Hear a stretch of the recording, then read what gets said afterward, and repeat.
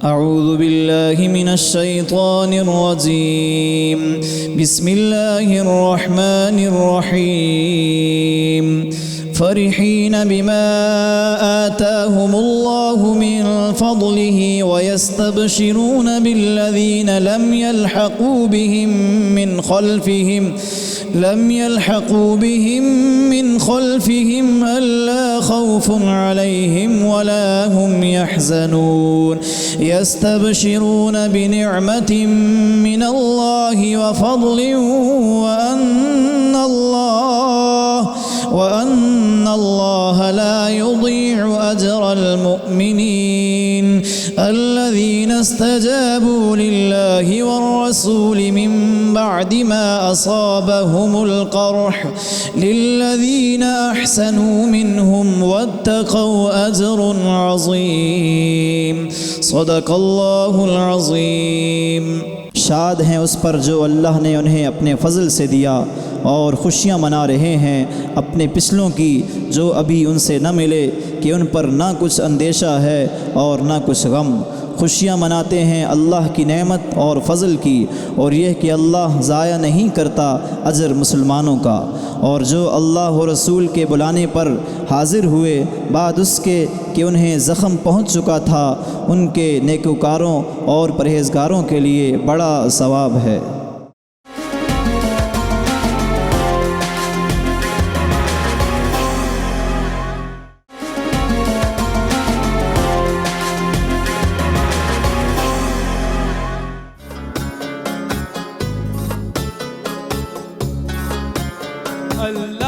नाज़रीन किराम अस्सलामु अलैकुम वरहमतुल्लाहि वबरकातुहू। प्रोग्राम फ़ज़ाइल रमज़ान के साथ मैं आपका मेज़बान शर्जील अहमद ख़ान आपकी खिदमत में हाज़िर हूँ। आज हमारा मौजू है इस्तिक़ामत। कहा जाता है अल इस्तिक़ामतु फ़ौक़ल करामा, यानी इस्तिक़ामत करामत से ऊपर है। करामत वक्ती होती है, एक चीज़ आपके सामने आती है, और इस्तिक़ामत में हमेशी का पहलू पाया जाता है। तो इसलिए कहा जाता है कि वो जो हमेशी का पहलू है, जिसे हम अंग्रेज़ी में कंसिस्टेंसी भी कहते हैं, वो बहुत काबिल तारीफ़ चीज़ है। अल्लाह रब्बुल इज़्ज़त ने कुरान करीम में इरशाद फरमाया, इन्नल्लज़ीना क़ालू रब्बुनल्लाहु सुम्मा इस्तक़ामू ततनज़्ज़लु अलैहिमुल मलाइकतु अल्ला तख़ाफ़ू वला तहज़नू व अबशिरू बिल जन्नतिल्लती कुन्तुम तुअदून। बेशक वो लोग जिन्होंने कहा हम अल्लाह रब्बुल इज़्ज़त पर ईमान लाए और इसके बाद ईमान पर यानी अपने इस कहे पर इस्तिक़ामत इख्तियार की, साबित कदम रहे, ततनज़्ज़लु अलैहिमुल मलाइकतु, तो उन पर फरिश्ते उतरेंगे और उतर कर कहेंगे कि तुम्हें खौफ खाने की ज़रूरत नहीं, गमगीन होने की ज़रूरत नहीं, बल्कि खुश हो जाओ उस खुशखबरी से जो जन्नत की तुम्हें दी जाती है, जिसका तुमसे वादा किया गया। इस आयत मुबारका के अंदर अहले ईमान की शान बयान की गई कि वो ईमान वाले जो अल्लाह रब्बुल इज़्ज़त पर ईमान लाने के बाद साबित कदम रहे हैं, साबित कदम रहते हैं, तो उन पर अल्लाह रब्बुल इज़्ज़त का ख़ास ये करम होगा कि ना कोई खौफ होगा, ना कोई गम होगा, जन्नत उनके सामने मौजूद होगी और जन्नत में उन्हें दाखिला अता फरमाया जाएगा। तो यहाँ पर मुफस्सिरीन इस पर इत्तेफाक करते हैं कि मौत के वक्त की कैफियत होगी कि फरिश्ते आएंगे और उतरेंगे और बंदगान खुदा को, अहले ईमान को वहां पर ये कहेंगे कि तुम्हें खौफ खाने की जरूरत नहीं है, गमगीन नहीं होना, जन्नत की तुम्हें खुशखबरी दी जाती है, इस खुशखबरी के साथ तुम खुश हो जाओ, इसका तुमसे वादा किया गया है। और यहाँ पर बाज़ मुफस्सिरीन ने यह नुक्ता भी लिखा कि जब अहले ईमान अपने अंदर ऐसी सिफात पैदा करते हैं कि वो साबित कदम रहते हैं, अल्लाह रब्बुल इज़्ज़त की ज़ात पर कामिल यकीन रखते हैं और फिर वो दुश्मन कुव्वतों से, बातिल कुव्वतों से टकराते हैं, तो अल्लाह रब्बुल इज़्ज़त की मदद शामिल हाल होती है, फरिश्तों के जरिए मदद की जाती है बंदगान खुदा की, जैसे कि हम ग़ज़वा बदर में देखते हैं। वो इस बात की अलामत है कि दुनिया के अंदर भी अहले ईमान की फरिश्तों के जरिए मदद की गई। तो नाज़रीन किराम, ये बहुत बड़ी सादत की बात है कि अल्लाह रब्बुल इज़्ज़त ईमान की दौलत उसने हमें अता फरमाई। अब इस पर इस्तिक़ामत के साथ चलते रहना, इसमें हम देखते हैं सहाबा किराम की जिंदगियां। सहाबा किराम जब मुसलमान हुए, उन्होंने इस्लाम कबूल किया, तो आप देखें ये एक ऐसा वक्त था जिस वक्त मुसलमान होने का मतलब मौत हुआ करता था, यानी डेथ अपनी नजरों के सामने नजर आती थी कि यहां मुसलमान हुआ, वहां उसको कत्ल करने के लिए लोग तैयार हैं, अपने खानदान वालों की सूरत में अपने कबीले के लोग उसके जान के दुश्मन हो जाते हैं। तो ऐसी सूरत में भी आप देखें कि सहाबा कराम ईमान पर साबित कदम रहे। सैयदना बिलाल रज़ी अल्लाह तआला अन्हु की हम कैफियत देखते हैं, अम्मार बिन यासिर के वाक़यात पढ़ते हैं, उनके वालिदैन के वाक़यात पढ़ते हैं, और कई सहाबा कराम की जिन्होंने मुसलमान होने के बाद अजियतें उठाई। तो अब ये ऐसा वक्त था कि जब ये उन्हें डिसाइड करना था कि उन्होंने ईमान पर साबित कदम रहना है या छोड़ देना है। यानी दुनिया की तो पूरी कोशिश यही थी, दुश्मनाने खुदा की तो, दुश्मनाने इस्लाम की तो कोशिश यही थी कि ये इस्लाम को छोड़ दें, ये इस टॉर्चर से, इस अजियत से डर कर इस्लाम को छोड़ दें, ईमान को छोड़ दें, रसूलुल्लाह का साथ छोड़ दें, रसूलुल्लाह से पीछे हट जाएं। लेकिन सहाबे कराम ने दुनिया को पैगाम दिया कि कोई से बड़ी मुश्किल हम पर आ जाए, हम अल्लाह रब्बुल इज्जत पर ईमान नहीं छोड़ेंगे, इस्लाम से पीछे नहीं हटेंगे, रसूलुल्लाह की मदद करने से, आपके साथ चलने से पीछे नहीं हटेंगे। तो फिर आप देखें इसका अजर अल्लाह रब्बुल इज्जत ने अता फरमाया कि सहाबे कराम के लिए क्या क्या क्या अजर अल्लाह रब्बुल इज्जत ने रखा और किस तरह शान कुरान करीम में सहाबे कराम की बयान होती है। मुहम्मदुर रसूलुल्लाह वल्लज़ीना माहु अशिद्दाउ अलल कुफ्फारि रुहमाउ बैनहुम, मोहम्मद अल्लाह के रसूल हैं और जो लोग इनके साथ हैं वो कुफ्फार पर सख्त हैं और आपस में रहीम है, आपस में एक दूसरे के लिए नरम है। तो मुसलमान और सहाबा कराम की जब हम बात करते हैं तो ये वो बेहतरीन मिसाल हैं जिन्होंने इस्तिकामत इख्तियार की। तो सहाबा कराम की इस्तिकामत से हमें सामने रखकर हमें सबक सीखने की जरूरत है और उन्हें रोल मॉडल के तौर पे सामने रखकर हमें फॉलो करने की जरूरत है कि आज तो हमारे लिए वो मुश्किलात भी नहीं है, आज तो हम बआसानी इस्लाम पर अमल कर सकते हैं, इस्लाम की तालीमात पर अमल कर सकते हैं, आगे मूव कर सकते हैं। आज तो वो कैफियत ही नहीं है, वो कुर्बानियां तो सहाबा कराम ने माजी में दे दी, आज तो हम खुश नसीब हैं, उन्होंने कुर्बानियां दी हैं और आज हम समरा उसका हमारे सामने है कि आज हम महफूज हैं। लेकिन इस कैफियत के अंदर भी इस्लामी तालीमात पर अमल ना करना, फिर हमें अपने आप से सवाल करना चाहिए कि हम कहां स्टैंड करते हैं। सहाबा कराम पर मुश्किल था अपने ईमान के मामलात को बचाना, उस वक्त में उन्होंने कुर्बानियां दी, तो आज तो वो कैफियत ही नहीं है। तो हमें तो आज अपने अमल से इस बात का सबूत देना चाहिए कि हम इस्लामी तालीमात पर अमल करते हैं। फिर आप ये देखें कि अल्लाह के रसूल अलैहिस्सलाम के पास एक सहाबी आते हैं, अर्ज करते हैं या रसूल अल्लाह कोई ऐसी बात आप मुझे इरशाद फरमाएं कि फिर आपके बाद मुझे किसी से पूछना ना पड़े। तो रसूलुल्लाह अलैहिस्सलाम ने फरमाया कुल आमनतु बिल्लाह सुम्मा इस्तक़िम, कह दो कि मैं अल्लाह पर ईमान लाया और फिर साबित कदमी इख्तियार करो। यानी कितनी जामे बात नबी करीम अलैहिस्सलाम ने बयान फरमा दी, जिसमें बात वाज़ेह थी कि अब इसके बाद और क्या बयान करना है कि ईमान जो तुम्हें मिला है, ईमान अल्लाह पर तुम ले आओ, ईमान के बाद उस पर इस्तिकामत इख्तियार करो। तो इसी में सारे मामला हैं कि जब तुम इस्तिकामत के साथ चलोगे तो इस्लामी तालीमात पर, दीनी तालीमात पर जो तब तुम अमल करोगे तो तुम्हें कोई किसी किस्म का मसला नहीं होगा, तुम इस्तिकामत के साथ, साबित कदमी के साथ आगे चलते रहोगे और फिर अपनी मंजिल तक पहुंचोगे। तो आप ये भी देखें कि अल्लाह के रसूल अलैहिस्सलाम ने फरमाया, क्योंकि बाज़ दफ़ा हमारे जहन में शायबा पैदा होता है कि कोई हम छोटी सी नेकी कर रहे हैं तो उससे होगा क्या।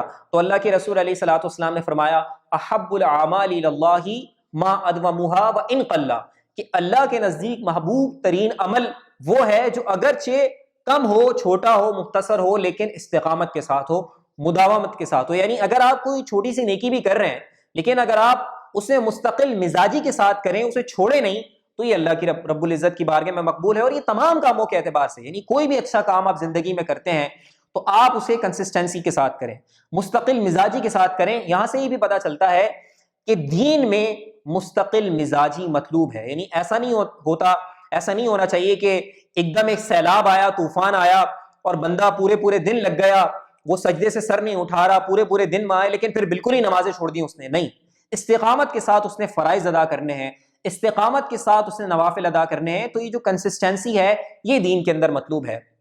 नाज़रीन किराम, अल्लाह के रसूल अलैहिस्सलाम ने अपनी ज़ात से इस्तिकामत की तालीम दी, पूरी दुनिया को पैगाम दिया। आप देखें कि अल्लाह के रसूल अलैहिस्सलाम ने जब इस्लाम की दावत दी लोगों को तो क्या क्या उन्होंने तकलीफें नहीं पहुंचाई आप अलैहिस्सलाम को। आप अलैहिस्सलाम ताइफ में आपको लहू लहान किया गया, नबी करीम अलैहिस्सलाम को तकलीफ पहुंचाई गई, लेकिन नबी करीम किसी भी सूरत जो आपका मिशन था उससे पीछे नहीं हटे। आप अलैहिस्सलाम की जात में इस्तिकामत की बेहतरीन मिसाल है। आपके घर वालों को सताया गया, आपके अजीज़ व अकारिब को सताया गया। आप ये देखते हैं कि आपकी जो बड़ी शहजादी सैयदा ज़ैनब रज़ी अल्लाह तआला अन्हा, उनको भी सताया गया और उसके बावजूद आप अलैहिस्सलाम आप देखते हैं कि इस्तिकामत आपको नजर आती है। यानी नबी करीम अलैहिस्सलाम ने खुद पहले अपनी जात से कुर्बानी पेश की, अपनी फैमिली के जरिए दुनिया के सामने पैगाम दिया कि देखो ये सब मुझे तकलीफें देते हैं लेकिन इसके बावजूद मैं उस रास्ते पर कायम हूं, उस हुक्म को पूरा कर रहा हूं जो अल्लाह रब्बुल इज़्ज़त ने मुझे दिया है और जिस काम के साथ मैं इस दुनिया के अंदर भेजा गया हूं। नाज़रीन किराम, इस्तिकामत तो ऐसी चीज है, साबित कदम रहना तो ऐसी चीज है, मुस्तकिल मिजाजी तो ऐसी चीज है कि आप दुनिया में भी अगर दुनियावी एतबार से भी क्वालिटी अपने अंदर पैदा करें तो कामयाबी यकीनी होती है। यानी कोई भी इंसान अगर एक काम करता है, कारोबार करता है, उसमें वो कंसिस्टेंसी के साथ मेहनत करता है। ऐसा नहीं होता कि आज बहुत बड़ा काम कर लिया, अगर कुछ भी नहीं किया, परसों फिर बहुत बड़ा काम कर लिया, फिर उसके बाद कुछ नहीं किया। नहीं, जब वो कंसिस्टेंसी के साथ आगे किसी भी काम को लेकर चलता है तो एक वक्त ऐसा आता है वो काम बड़ा हो जाता है। यानी बहुत सारी हमारे सामने केस स्टडीज मौजूद है, सक्सेस स्टोरीज मौजूद हैं दुनियावी कामों के एतबार से कि लोगों ने बहुत मुख्तसर चीज से अपना काम शुरू किया, अपना कारोबार शुरू किया, लेकिन इस्तिकामत के साथ पीछे नहीं हटे। तो करते करते एक वक्त ऐसा आया कि अल्लाह रब्बुल इज़्ज़त ने उनके काम में इतनी बरकत डाली कि वो काम बड़ा हो गया। तो इसमें भी क्या पैगाम पोशीदा था, उस काम को हम कहते हैं इस्तिकामत। तो इसका मतलब यह है कि दुनियावी एतबार से भी जब बंदा अपने अंदर इस्तिकामत पैदा करता है, मुस्तकिल मिजाजी पैदा करता है, तो इससे उसको दुनियावी फायदा भी हासिल हो रहा होता है। यानी उसकी पर्सनैलिटी डेवलपमेंट का भी एक अहम हिस्सा है कि उसके अंदर इस्तिकामत पाई जाए। तो बहरहाल दीन मतीन की तालीमात के अंदर इस्तिकामत इस एतबार से मतलूब है कि अल्लाह रब्बुल इज़्ज़त ने आपको जो दीन की दौलत अता फरमाई है, आपने उस पर साबित कदम रहना है, हमने उस पर साबित कदम रहना है, इबादत पर साबित कदम रहना है। हम पर जो नमाजें फ़र्ज की गई हैं, जो इबादत फ़र्ज की गई हैं, हमने इस्तिकामत के साथ उन्हें अदा करना है, हमने पीछे नहीं हटना है, इस्तिकामत के साथ आगे मूव करना है। अल्लाह रब्बुल इज़्ज़त के कलाम को पढ़ना है, उसे समझना है, उसके कलाम को पढ़ने में इस्तिकामत इख्तियार करनी है, तफ़हीम दीन के लिए कोशिश करनी है, उसके लिए इस्तिकामत इख्तियार करनी है। तो अपने शबो रोज को इस अंदाज से हमें मैनेज करने की जरूरत है, इस तरह हमें ऑर्गेनाइज करने की जरूरत है, अपनी टाइम मैनेजमेंट हमें इस अंदाज से करनी है नाज़रीन किराम कि हम अपनी दीनी जिम्मेदारियां पूरी कर सकें। हम दुनिया के अंदर जो हुकूक हैं, हमारे कंधों पर जो जिम्मेदारियां और लोगों की, वो अदा कर सकें। तो इन दोनों चीजों में हमें बखूबी अंदाज से आगे मूव करना है। यानी जो ड्यूटीज हैं उसे पे करना है। जो अल्लाह रब्बुल इज़्ज़त का हुक्म है कि हमने अपने माँ बाप के हुकूक अदा करने हैं, बीवी बच्चों के हुकूक अदा करने हैं, पड़ोसियों के हुकूक अदा करने हैं, आसपास में मौजूद लोगों के हुकूक अदा करने हैं। तो ये सारे हुकूक जो हुकूकुल इबाद हैं, ये हमने अदा करने हैं। और इसके साथ साथ अल्लाह रब्बुल इज़्ज़त के जो हुकूक हैं, जो इबादत करनी है, जिक्र अस्कार करने हैं, तो अपनी टाइम मैनेजमेंट हमें इस तरह से करनी है कि हम अल्लाह रब्बुल इज़्ज़त की तरफ से जो हम पर जिम्मेदारियां हैं, जो हुकूकुल्लाह हैं, वो अदा कर सके बेहतरीन तरीके से, और इसके साथ साथ जो हुकूकुल इबाद हैं वो अदा कर सके। यानी जिंदगी फजूल हमारी जाया ना हो। अल्लाह के रसूल अलैहिस्सलातु वस्सलाम फरमाते हैं, मिन हुस्निल इस्लामिल मरई तरकुहु मा ला यानीही, बंदे के इस्लाम के हुस्न में से है कि वो लायानी चीजों को छोड़ देता है, फजूल चीजों को, बेमकसद चीजों को छोड़ देता है। यानी आप जब कोई काम करें, आपने ये देखना है कि उस काम में क्या फायदा है, क्या उसमें आखिरत का कोई फायदा है, क्या उसमें दुनिया का कोई जायज नफा है। वंस अगेन मैं कहूंगा, जो काम जायज नहीं है, जो काम शरीयत के खिलाफ है, उनकी हम बात नहीं करेंगे, बल्कि दुनिया के उन कामों की हम बात कर रहे हैं जिसमें कोई दुनिया का जायज नफा मौजूद हो। तो हम कोई भी काम जब दुनिया में कर रहे हो, जिंदगी में कर रहे हो, तो हम ये देख लिया करें करने से पहले कि क्या उसमें कोई दीन का हमारा फायदा होगा, आखिरत का फायदा होगा, क्या दुनिया का कोई जायज नफा होगा। नहीं तो फिर ऐसे कामों से मैक्सिमम हमें अवॉइड करना चाहिए। क्योंकि मुसलमान का वक्त, वैसे इंसान के वक्त की आप बात करें, मुसलमान का वक्त अगर बात करें तो उसका आम इंसान से बढ़कर कीमती, यानी जो मुसलमान नहीं है उसकी जिंदगी की हम बात नहीं करते, अभी अभी हम मुसलमान की जिंदगी की बात करते हैं कि हमारी जिंदगी तो वैसे ही बहुत अहम है, हमारा वक्त तो वैसे ही बहुत कीमती है कि इस जिंदगी के अंदर हमने अपनी दीनी जिम्मेदारियों को पूरा करना है, हुकूकुल्लाह को अदा करना है, हुकूकुल इबाद को अदा करना है, और इस दुनिया से इस अंदाज में रुखसत होना है कि अल्लाह रब्बुल इज़्ज़त की ज़ात हमसे राज़ी हो, रसूलुल्लाह अलैहिस्सलातु वस्सलाम हमसे राज़ी हो। तो हम दुआ करते हैं कि अल्लाह रब्बुल इज़्ज़त हमें अमल की तौफ़ीक़ अता फ़रमाए। आमीन। व आखिरु दावाना अनिल हम्दुलिल्लाहि रब्बिल आलमीन।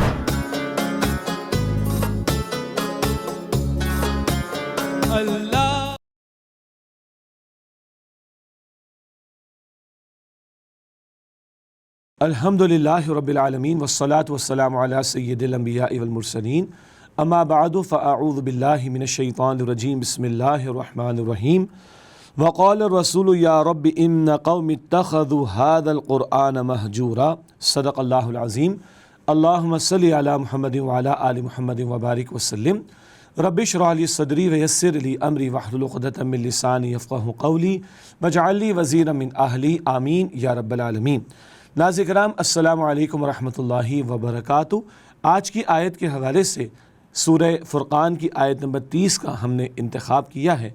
इस मकाम पर नबी अकरम सल्लल्लाहु अलैहि वसल्लम की एक शिकायत का ज़िक्र है जो उन लोगों के ख़िलाफ़ नबी अकरम सल्लल्लाहु अलैहि वसल्लम क़यामत के दिन करेंगे जिन्होंने कुरान हकीम को नज़रअंदाज कर दिया था, पसे पुश्त डाल दिया था। सूरतुल फुरक़ान की आयत नंबर 30 में अल्लाह ताला ने यूँ इरशाद फरमाया, वक़ाल रसूल, और रसूल अलैहिस्सलाम बतौर शिकायत ये कहेंगे, या रब इन्ना कौमी इत्तख़ज़ू हाज़ल क़ुरआन महजूरा, कि ए मेरे रब बेशक मेरी इस कौम ने इस कुरान करीम को तर्क कर दिया था। ये महजूरा का लफ्ज़ है, इसके बारे में ये वज़ाहत भी की गई है कि एक ऐसी शय जिसको आदमी काबिल इल्तिफ़ात ना समझे, अहमियत ना दे, मुफीद ना समझे, अपने लिए लाजिम ना समझे, ज़रूरतमंद ना हो उसका, और अपने आप को उसके लिए ज़रूरतमंद महसूस ना करे और उसको नज़रअंदाज कर दे, तो महजूरा का लफ्ज़ इस्तेमाल होता है। ये अल्लाह के पैगम्बर अलैहिस्सलाम की शिकायत है। यकीनन अव्वलन तो ये मुराद मुशरिकीन और कुफ़ार हैं कि जिन्होंने कुरान करीम की दावत को रद्द कर दिया था, उनके बारे में ज़िक्र आ रहा है। अलबत्ता मुफस्सिरीन ने ये बात भी ज़िक्र की है कि हम मुसलमानों को डरना चाहिए कि ये शिकायत हमारे ख़िलाफ़ ना हो जाए। कुरान करीम पर कोई ईमान ना लाए तो ये भी कुरान हकीम को पस से पुश्त डाल देना है, नज़रअंदाज कर देना है। कोई कुरान पाक की तिलावत को दुरुस्त तरीक़े पर सीखना और उसकी बाकायदा तिलावत करना, इसका एहतमाम न करे, ये भी कुरान करीम को नज़रअंदाज कर देना है। कोई कुरान पाक को समझने की कोशिश ना करे तो ये भी कुरान हकीम को नज़रअंदाज कर देना है।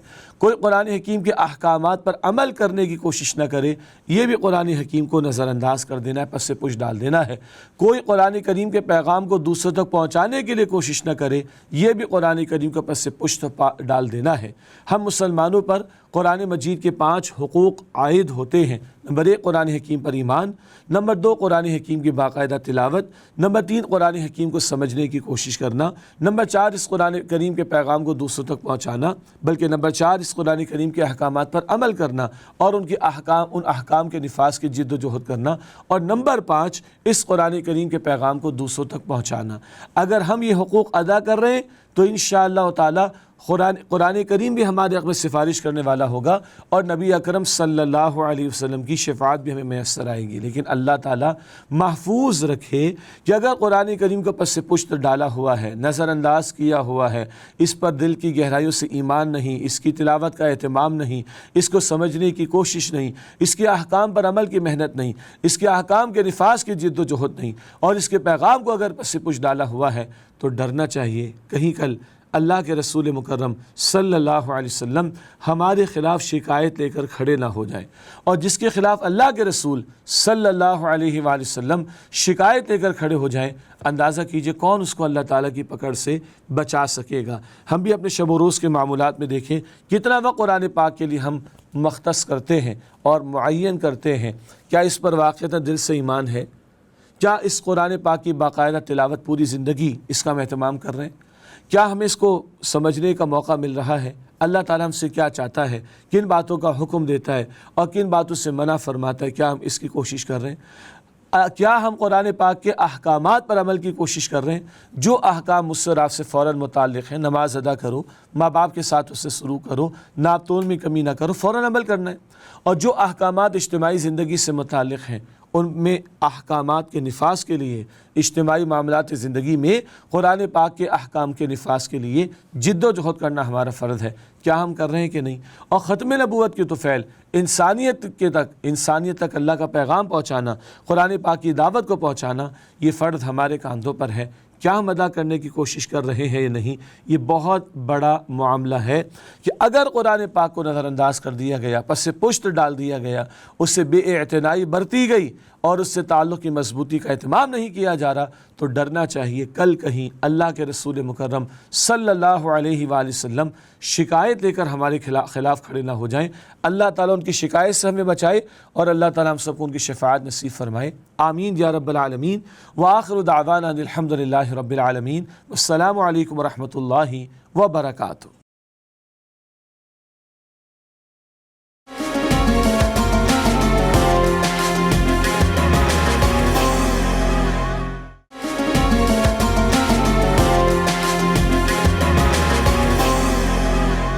अल्लाह का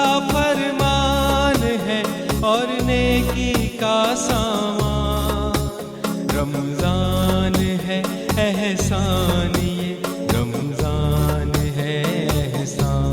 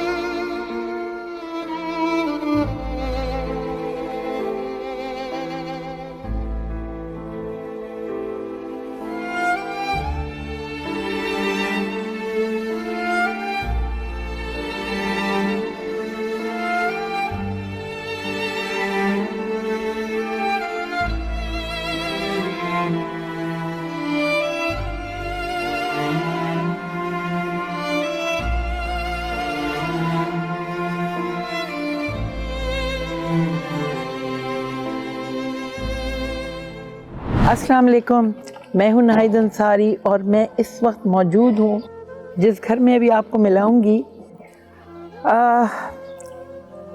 एक कीड़े ने काटा था और वो कहां से कहां पहुंच गया, क्या उनका हाल हुआ है। छोटे छोटे बच्चे हैं और ये वो चीज़ें हैं जो सीइंग इज़ बिलीविंग वाली।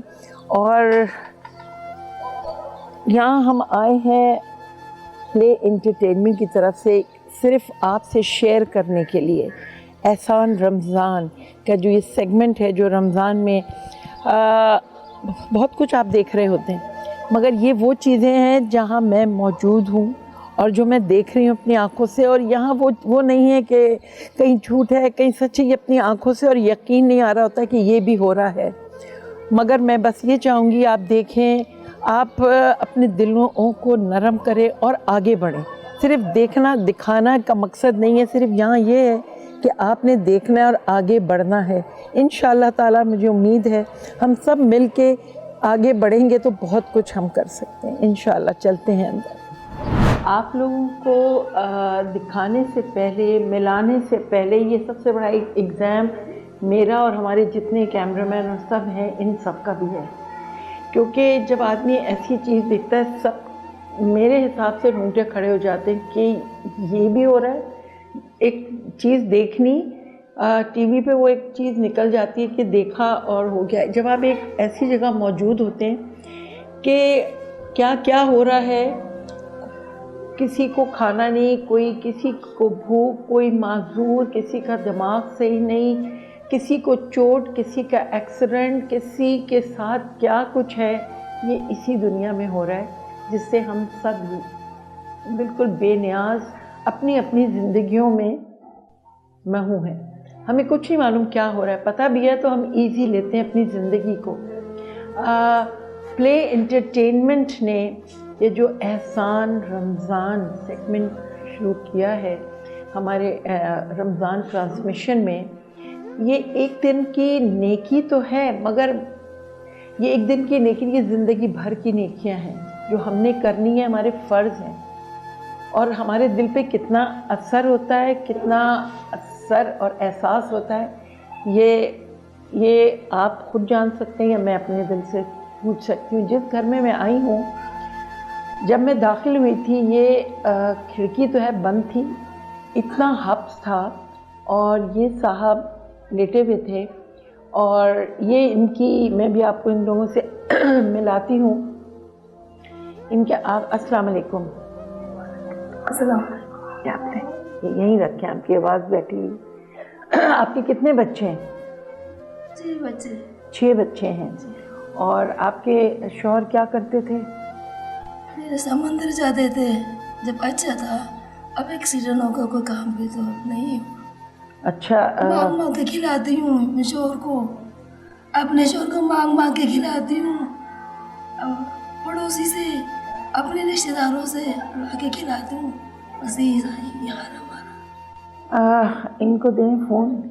ये आपको क्या हुआ? ये पकड़ें। अस्सलाम वालेकुम। आपको क्या हुआ था? ये मैं वो फार्म का काम पे गया था, तो वहाँ पर हम लोग काम करके रात को झोपड़ी में सो रहे थे तो अचानक एक कीड़ा सा, काला सा इतना सा कीड़े ने मेरे को यहाँ से काटा था। तो मैंने देखा जलन हो रहा था तो मैंने कीड़े को भगा दिया। तो 1-2 दिन के बाद नज़र आ रहा है जैसे काला सा हो गया बिल्कुल यहाँ पर। तो हम लोग वहाँ 2-4 दिन रुकना पड़ता, 10-20 दिन वहाँ पर। वहाँ क्या करते हैं आप? फार्म बनाते हैं, जो मुर्गी फार्म अच्छा, होता है, मुर्गी अच्छा। वो बनाते हैं। तो फिर वहाँ से वापसी आने के बाद घर पर आकर देखा थोड़ा तकलीफ़ होने लगा, उसमें तकलीफ सा महसूस हो रहा है। तो अचानक एक दिन रात को मैं जब सोया बहुत ज़्यादा तकलीफ़ हो रहा था, रात के 1-2 बजे। तो 4 बजे तक मैंने जब अपना कंबल हटाया, ऊपर से चादर हटाया, तो यूँ लग रहा जैसे किसी ने, कोई इंसान जल जाता है, धब्बा धब्बा जल जाता है पूरा, जहाँ तक मेरे यहाँ तक ऐसे ही हालात हो गए, बिल्कुल पानी जमा हो गया। तो उसके बाद मैं यहाँ डॉक्टर के पास चला गया। तो डॉक्टरों ने फिर मेरे को वहाँ से बोला आप सिविल में चले आओ। सिविल में गया तो वहाँ पर इन्होंने देखा तो फिर मेरा एक गोश्त काट कर उन्होंने फेंक दिया। तो उसके बाद सिर्फ नली बचा था मेरे पास। तो उन्होंने फिर पट्टी वट्टी बैंडेज करा के हमें छोड़ दिया। फिर उसने कहा आप हफ्ते में आकर चेक करवाते रहो सिविल वालों में। तो फिर मैं वहाँ लगातार 2-3 महीने तक जाता रहा। तो हमारे यहाँ से वहाँ जाने में 1000 रुपये CNG किराया लेता आने जाने का। उस टाइम जो भी मेरे पास माली दौलत अल्लाह कमाई थे तो मैं थोड़ा बहुत अपना कर सक रहा था। जब से 3 महीने हो गए, फिर वहाँ पर सिर्फ इतना होता है कि मैं जाता था, मेरी घरवाली भी जाती थी, तो डॉक्टर नहीं होते थे, वो लोग सिर्फ ऐसे पट्टी उठाकर देखते जख्म को, कहते हैं आपका जख्म जो है अभी गोश्त पक्का नहीं है, आप अगले आओ। इस तरीके से मैं 2-3 महीने तक जाता रहा। तो फिर मेरे यहाँ तक सही हो गए, गोश्त आ गए पूरे। तो फिर उन्होंने कहा बेटा, एक दिन एक मैडम ने कहा जो वहाँ का बड़ी डॉक्टर नहीं है, उसने कहा बेटे आप ऐसा करो, अब आपको सर्जरी का ज़रूरत है, इसमें सर्जरी करवाना पड़ेगा। तो उसने मुझे समझाया कि मैं पढ़ा लिखा नहीं हूँ। तो मैंने कहा ये सर्जरी से मतलब, बोला आपका यहाँ से चमड़ा लेकर यहाँ आपको लगाना पड़ेगा, तो इंशाल्लाह आप फिर सही हो जाओगे। फिर मैंने कहा ठीक है। तो वो डॉक्टर ने बहुत अच्छी थी, मेरी वाइफ को आते जाते वो खर्चा पानी भी दिया करता था। एक डॉक्टर मुझे अपने बेटे जैसा करता था। तो फिर बाद में कुछ दिनों बाद 1 महीने तक वो डॉक्टर नहीं आए वहाँ पर। तो ये जो दूसरी डॉक्टर नहीं थी वो लोग बिल्कुल ही गौर नहीं करते थे, जाता था और बस तुम फिर कोरोना ये बीमारी फैल गई है, उसके बाद फिर हमें जाना, मैं नहीं जा रहा था और जा भी नहीं पा रहा था। मेरा हालत ऐसा ख़राब था कि मैं 1000-1200 रुपये वो मुझसे नहीं हो रहा था। तो उसके बाद मैं गया नहीं अब तक। दिखाएं आप, दिखाएं ज़रा ये। आपने इनकी ज़बानी ये सुनी, इसको ढाँक के रखते हैं, कीड़े बैठ जाएं, कुछ कमा सकते नहीं हैं। अब ये बता रही थी, तो आप इनको, जब बच्चों को, ये कैसे आपका खर्चा चलता है? मैं नग लगाती हूँ कपड़ों में, नग लगाती हूँ, कपड़े में नग लगाती हूँ, मांगती हूँ जा के, तो खिलाती हूँ बच्चों को। चावल 1 किलो 2 किलो चावल लाके, आधा किलो चावल लाके खिलाती हूँ। बस ये 5 किलो आलू लेके बस उसको उबाल के खिलाती हूँ बच्चों को। पेट में तो देना है ना, थोड़ा थोड़ा करके तो देना है ना, इसलिए मैं पुकारे के बाप को पुकारे के आके बच्चों को खिलाती हूँ। बस ये हाल हो रहा है हमारा। ये माँ की कहानी, खुद भूखी रहे, मियाँ को भूखा, बच्चों को तो खिलाना है। एक बेटा है इनका, वो शायद कहीं बर्फ़ के कारखाने में काम करता है, तो बता रहे हैं उसको 50 रुपए कुछ मिल जाते हैं। ये कितने साल का है? 13 साल। 13 साल का है, वो 13 साल का है और ये नग लगाती हैं। अब ये मैं और आप सोचें, ऐसी भी ज़िंदगी होती है, मतलब लोगों से मांग के आधा किलो चावल दे दो या आलू उबाल के उनको पीस के खिला दिया, तो तो ये है ज़िंदगी, और ये चलती रहे, कब तक चलेगी, कहाँ से जाएं, कहाँ से इलाज करवाएं, ये ज़ख़म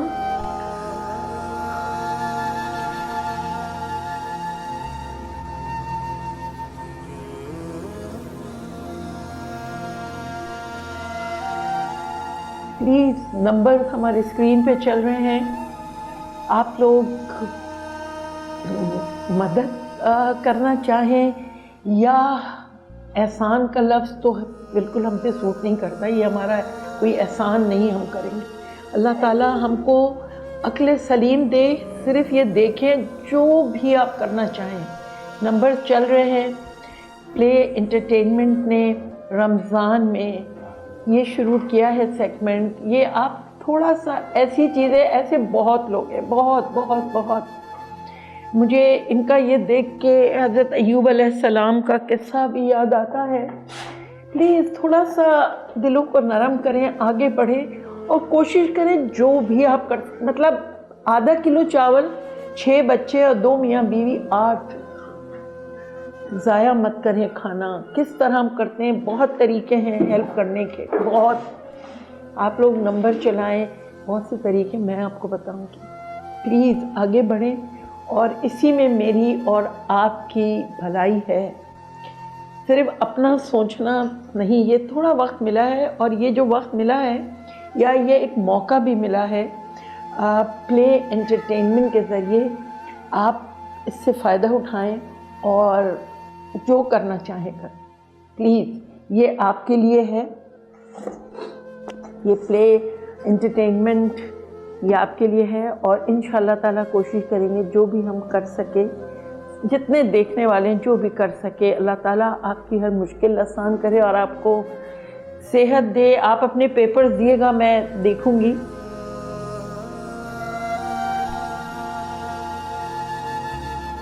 सिविल हॉस्पिटल जो भी हो सका, प्लीज़ आगे बढ़ें। इसमें सोचने का टाइम नहीं, ये वक्त सोचने का नहीं है, बस ये कर गुजरने का है। जो भी आप कर सकते, कतरा कतरा दरिया बनता है। इंशाअल्लाह ताला मुझे उम्मीद है आप लोग सब आगे बढ़ेंगे, और ये पूरी ज़िंदगी का एक बना लें कि हमने करना है, थोड़ा ही करना है, हर महीने हमने निकालना है, हर दिन कुछ डाल दें, बच्चों को सिखाएं। ये भी छोटे छोटे बच्चे हैं, किस सभी, एक बच्ची सो रही थी, भूखे सो जाएं, कुछ है कुछ नहीं है, तो इसको बुखार है, 3 दिन और अब उसका अरबी इलाज करने के लिए चारना भी नहीं है घर पे।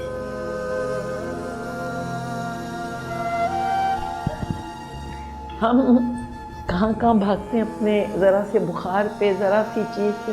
तो ये अल्लाह ताला ने रास्ता बनाया है, इस रास्ते से फ़ायदा उठाएं, और बस आपका भी भला, मेरा भी भला।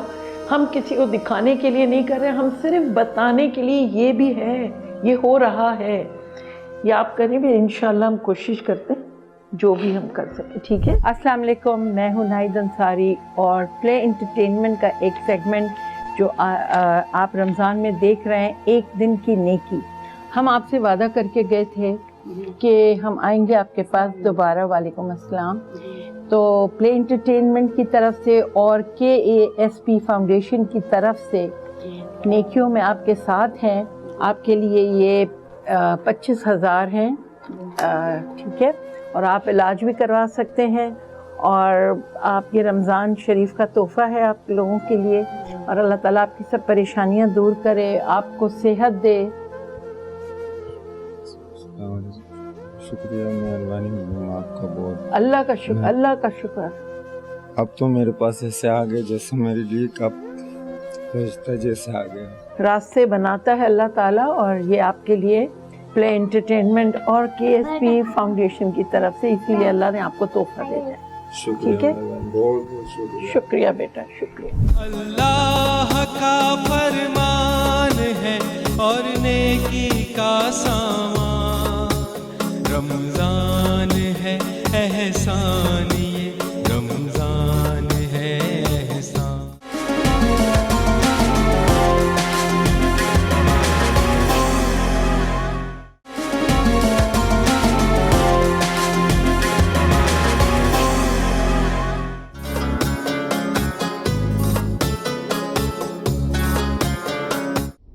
बिस्मिल्लाहिर्रहमानिर्रहीम, अल्हम्दुलिल्लाहि रब्बिल आलमीन, वस्सलातु वस्सलामु अला रसूलिहिल करीम सय्यदिल अव्वलीन व आखिरीन मोहम्मद खातमुन नबिय्यीन व अला आलिहि व अस्हाबिहि अजमईन। तमाम तारीफ़ें अल्लाह रब्बुल इज़्ज़त के लिए हैं जो मालिक कायनात और खालिक हयात है, और दुरूद व सलाम खातमुन नबिय्यीन शफ़ीउल मुज़निबीन ताजदार अंबिया हज़रत मोहम्मद मुस्तफ़ा सल्लल्लाहु अलैहि वसल्लम के लिए हैं कि जिन्हें अल्लाह रब्बुल इज़्ज़त ने तमाम कायनात के लिए, तमाम इंसानियत के लिए रहमतल लिल आलमीन बनाकर भेजा। रमज़ान और सीरत रसूल सल्लल्लाहु अलैहि वसल्लम के एक और प्रोग्राम के साथ हाजिर हैं, और आज जिस मौजू पे गुफ्तगू होगी वो है रसूल करीम सल्लल्लाहु अलैहि वसल्लम की मदनी ज़िंदगी। रसूलुल्लाह सल्लल्लाहु अलैहि वसल्लम मक्के में रहते हुए जब बहुत परेशान हो गए और कुरैश मक्का ने अपने जुल्म बहुत ज़्यादा बढ़ा दिए, न सिर्फ ये कि आपके लिए बल्कि आपके साथियों के लिए, तो आपने अपने साथियों को आहिस्ता आहिस्ता मदीने की तरफ हिजरत करने की इजाज़त दी, और फिर आप ख़ुद भी हज़रत अबू बकर सिद्दीक़ रज़ियल्लाहु ताला अन्हु के साथ एक दिन हिजरत करके मक्के से मदीना तशरीफ़ ले आए। यहाँ आपने मवाक़ात कायम की, यानी कि भाईचारा, और आपने हर एक महाजिर को जो मक्के से आया था उसे मदीने में रहने वाले अंसारी का भाई बना दिया, और ख़ुद आपके दीनी भाई हज़रत अली करमुल्लाह वजहुल करीम करार पाए। इस तरह से वो लोग जो अपना सब कुछ छोड़कर आ गए थे, यानी उनका घर बार, उनका कारोबार, उनके बहुत सारे सामान, बहुत सारी चीज़ें, और एक तरह से बिल्कुल खाली हाथ होकर मदीना आए थे, तो मदीने वालों ने उनका बहुत ख्याल रखा, उनको अपने घरों का आधा सामान दे दिया, उनको ज़रूरत की दीगर चीज़ें दी, जब तक कि वो सेटल नहीं हो गए। बहुत से लोगों ने अपने कारोबार में उनको शरीक कर लिया, और ये नबी करीम सल्लल्लाहु अलैहि वसल्लम की मोहब्बत थी और उनका दिया हुआ पैगाम था, जिसकी वजह से ये लोग आपस में भाई भाई बने, एक दूसरे का ख्याल किया, और हर एक ने दूसरे को मजबूत किया, और इस तरह से मुसलमानों को एक मौका मिला एक लंबे अरसे के बाद सुकून के साथ, अमन के साथ और मोहब्बतों के साथ रहने का, जहाँ पर वो आज़ादी के साथ अपने मज़हब के तमाम काम भी कर लेते थे, यानी अपनी इबादतें पूरी कर लेते थे, अपने रस्म व रिवाज के मुताबिक अपनी ज़िंदगियाँ गुजार रहे थे और खुशहाल थे। अगरचे उनके पास बहुत ज़्यादा दौलत नहीं थी, लेकिन जो कुछ भी था अल्लाह ताला ने उसमें बरकतें अता की हुई थी, और वो जब उसको बांट के, यानी एक दूसरे को शरीक करके जब उन कामों को किया करते थे, तो उसमें और भी ज़्यादा खूबसूरती हो जाया करती थी। तो गोया इस तरह से नबी रहमत मोहम्मद मुस्तफ़ा सल्लल्लाहु अलैहि वसल्लम ने अंसार और महाजरीन को एक दूसरे का भाई बना दिया, जिन्होंने एक दूसरे के साथ अपनी तमाम चीज़ों को शरीक किया, और अपने कारोबार में, अपने घरों में, अपने सामान में, अपने माल में उनको सब कुछ देकर उनको अपना भाई बनाया और एक अच्छे माशरे की बुनियाद रखी। मदीना में यहूदी और ईसाई भी आबाद थे। रसूलुल्लाह सल्लल्लाहु अलैहि वसल्लम ने सोचा कि क्यों ना कोई ऐसा मुआहिदा कर लिया जाए कि जिसमें वो भी हमारे साथ रहें, क्योंकि वो एक अरसे से यहाँ रह रहे हैं। तो आप सल्लल्लाहु अलैहि वसल्लम ने एक मुआहिदा किया, जिसकी रूह से यहूदी और ईसाई जो वहाँ पर पहले से आबाद थे, आप सल्लल्लाहु अलैहि वसल्लम ने उनको भी वो तमाम हुकूक दिए जो वहाँ पर रहने वाले दीगर मुसलमानों को हासिल थे, और मुआहिदा ये तय पाया कि तमाम को हुकूक ऐसे ही हासिल होंगे, और अगर कोई ज़रूरत पेश आई, यानी मदीने की हिफाजत की, या कोई हमला होता है बाहर से मदीने पे, तो उस वक्त तमाम लोग मिलकर मदीने की हिफाजत करेंगे। यानी उस वक्त यहूदी, ईसाई, मुसलमान तमाम लोग सिर्फ़ एक शहरी होने के नाते कि हम मदीना के शहरी हैं, मिलकर मदीने की हिफाजत करेंगे, और बाकी हुकूक जो थे वो सबको हासिल थे। इस बात के भी कि आप अपनी मर्ज़ी से अपना कारोबार कर सकते हैं, आप अपनी पूरी आज़ादी के साथ मज़हब की तमाम रसूमात अदा कर सकते हैं, यानी आपको हर तरह की मज़हबी आज़ादी भी हासिल है, आपको कारोबार की आज़ादी भी हासिल है, और जिस तरह से आप रहना चाहें, जीना चाहें, आप उस तरह से अपनी ज़िंदगी को गुजार सकते हैं। ये तो एक तरह से आराम और सुकून की बात थी, लेकिन इसके बावजूद आप सल्लल्लाहु अलैहि वसल्लम इस बात के लिए फ़िक्रमंद थे कि ये तमाम लोग अपने पूरे घर, अपने कारोबार मक्का में छोड़कर आ गए हैं, और मक्का एक ऐसा शहर जहाँ ख़ुद नबी करीम सल्लल्लाहु अलैहि वसल्लम की विलादत हुई, जहाँ के चप्पे चप्पे से आपको मोहब्बत थी, और जहाँ के ज़र्रे ज़र्रे से आपको उल्फत थी, और आप ये फरमाया करते थे कि अगर ये अल्लाह का हुक्म नहीं होता मुझे इस तरह से हिजरत करने का, तो मैं कभी भी यूँ हिजरत नहीं करता, और अगर मक्के वालों ने मुझे यूँ सताया ना होता तो मैं मक्का छोड़ के ना जाता। इसके बावजूद आपका दिल हर वक्त मक्के में रहता, और आप वहाँ के लोगों के बारे में, वहाँ के माहौल के हवाले से और दीगर चीज़ों की फ़िक्र किया करते। फिर कुछ लोगों ने अब बताया कि मक्के में कोई बीमारी फैल गई, यानी वबा फैली, और वहाँ पर कुछ लोग मरने लगे। तो आप सल्लल्लाहु अलैहि वसल्लम को बहुत ख्याल हुआ कि किस तरह से हम उन लोगों के काम आएँ या कुछ ऐसा करें कि उनकी मदद की जा सके, और आपने इसके लिए कोशिश भी की, यानी कुछ लोगों को भेजा भी।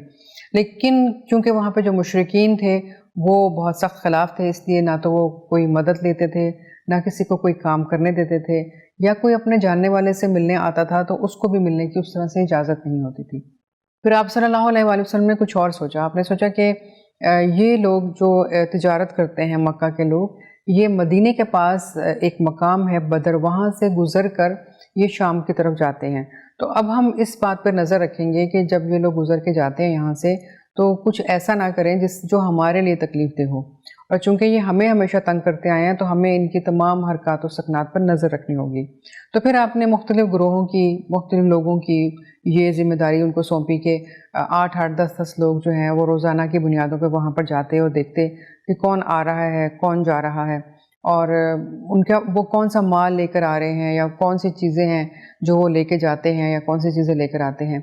इस दौरान एक वाक़या ऐसा पेश आया कि ये लोग जो मदीने से वहाँ पर अपनी ज़िम्मेदारी के हवाले से बदर के मकाम पर जो मौजूद थे, जब वहाँ से एक काफ़िला गुज़रा जो मक्के से आया था और तिजारत का सामान लेकर शाम से वापस आ रहा था, उनके दरमियान कुछ झगड़ा हो गया, और झगड़ा इस तरह से बढ़ा कि एक शख्स का जो था उसमें इंतकाल हो गया, और वो जो शख्स मरा वो मरने वाले का ताल्लुक़ मक्का से था।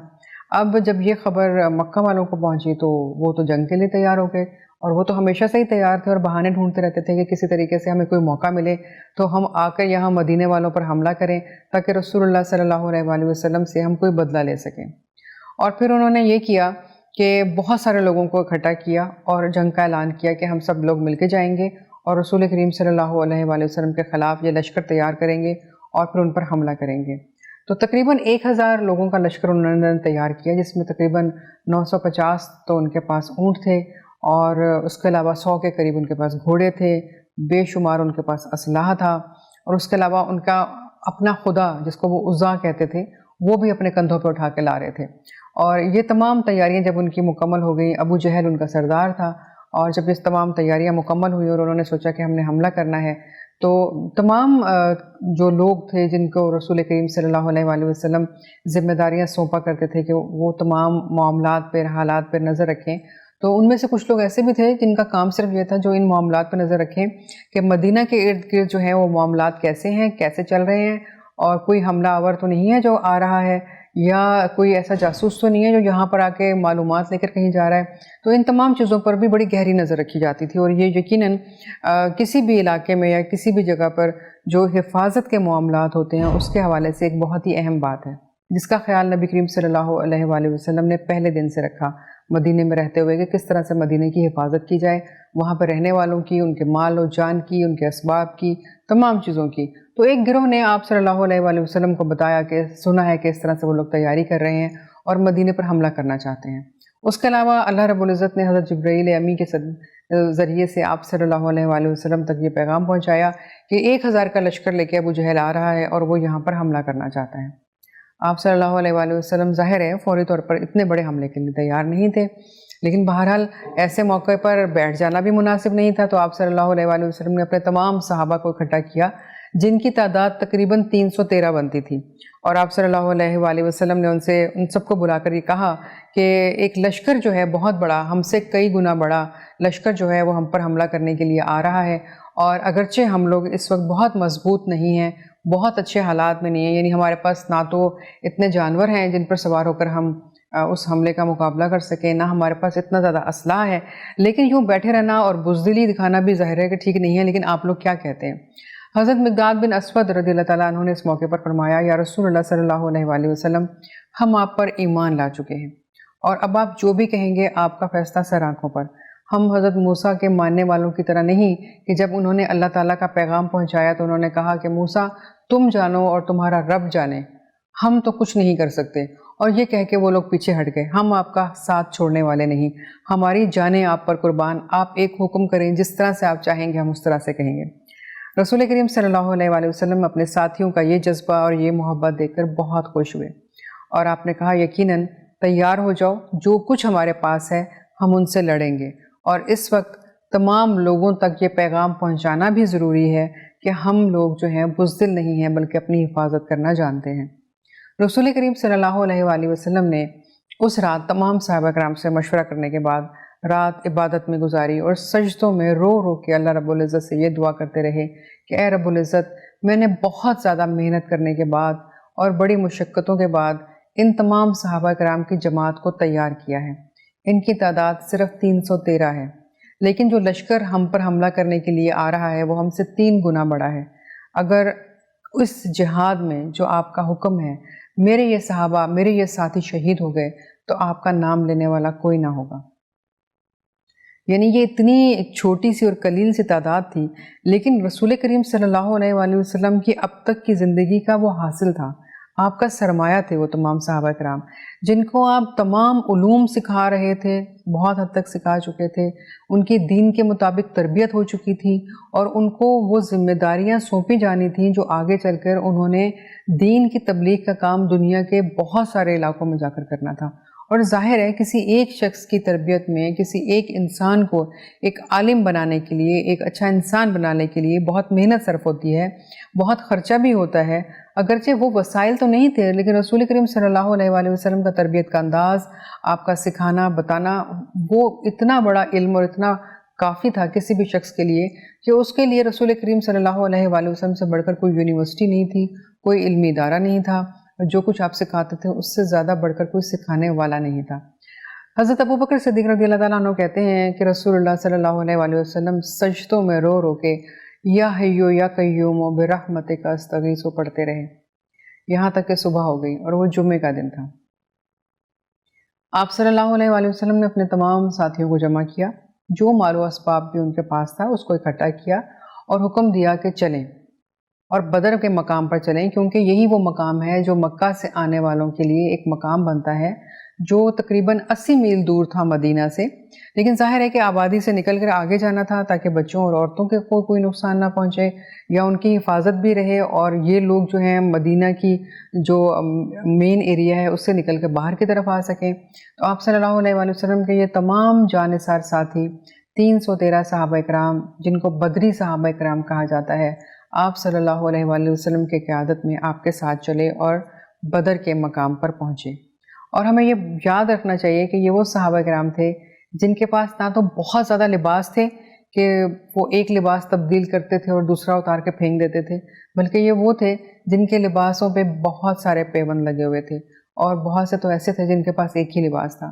कुछ ऐसे भी थे जिनके पास चप्पलें जो उन्होंने पहनी हुई थी वो भी पूरी तरह मुकम्मल नहीं थी, यानी टूटी हुई चप्पलों के साथ थे और उनके पास बड़ी मुश्किल से चंद ऊँट और एक तो कोई घोड़ा था। चंद लोगों के पास सिर्फ असलाह था, तमाम लोगों के हाथ में तो असलाह भी नहीं था। लेकिन बहरहाल ये वो लोग थे जिनके बारे में अल्लाह रब्बुल इज़्ज़त ने सूरह अनफाल में ये बता दिया था कि अल्लाह ताला ने इन सबको बख्श दिया है, ये सब बख्शे हुए लोग हैं। और इनके बारे में रसूल करीम सल्लल्लाहु अलैहि वसल्लम ने फरमाया था कि अल्लाह ताला ने इनको बख्शने की पहले से ही मुझसे वादा कर लिया है और मुझे बता दिया कि ये बख्शे हुए लोग हैं और ये इतने फजीलत वाले लोग हैं कि अगर इनको वसीला बनाकर तुम दुआ करोगे तो अल्लाह रब्बुल इज़्ज़त तुम्हारी दुआओं को कबूल करेगा। और इस मौके पर इन बदरी सहाबा ने ये साबित किया कि मुसलमान जो है वो तादाद की बुनियाद पर या असलाह के ज़ोर पर नहीं लड़ता, बल्कि वो अल्लाह और उसके हबीब मोहम्मद सल्लल्लाहु अलैहि वसल्लम के लिए लड़ता है। यानी जब अल्लाह का हुक्म आ जाता है और जिहाद फ़र्ज़ हो जाता है तो फिर वो तमाम चीज़ों को भूलकर सिर्फ अल्लाह के हुक्म पर लब्बैक कहता है और अपना सब कुछ निसार कर देता है। और इसका सबूत फिर दिया भी उन सहाबा कराम ने।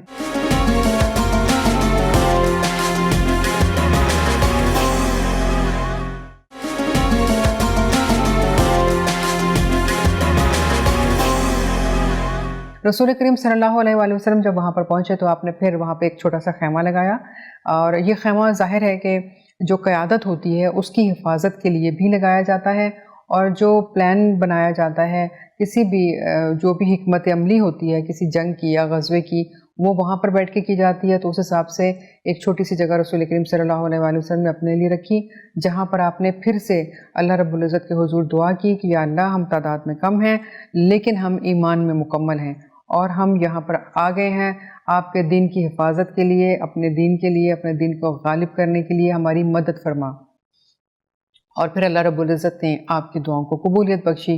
और फिर सूरह अनफाल में हमें बहुत तफसील के साथ ये वाक़या मिलता है कि अल्लाह रब्बुल इज़्ज़त ने फ़रिश्तों से वो काम करवाया जो इससे पहले कभी नहीं करवाया था।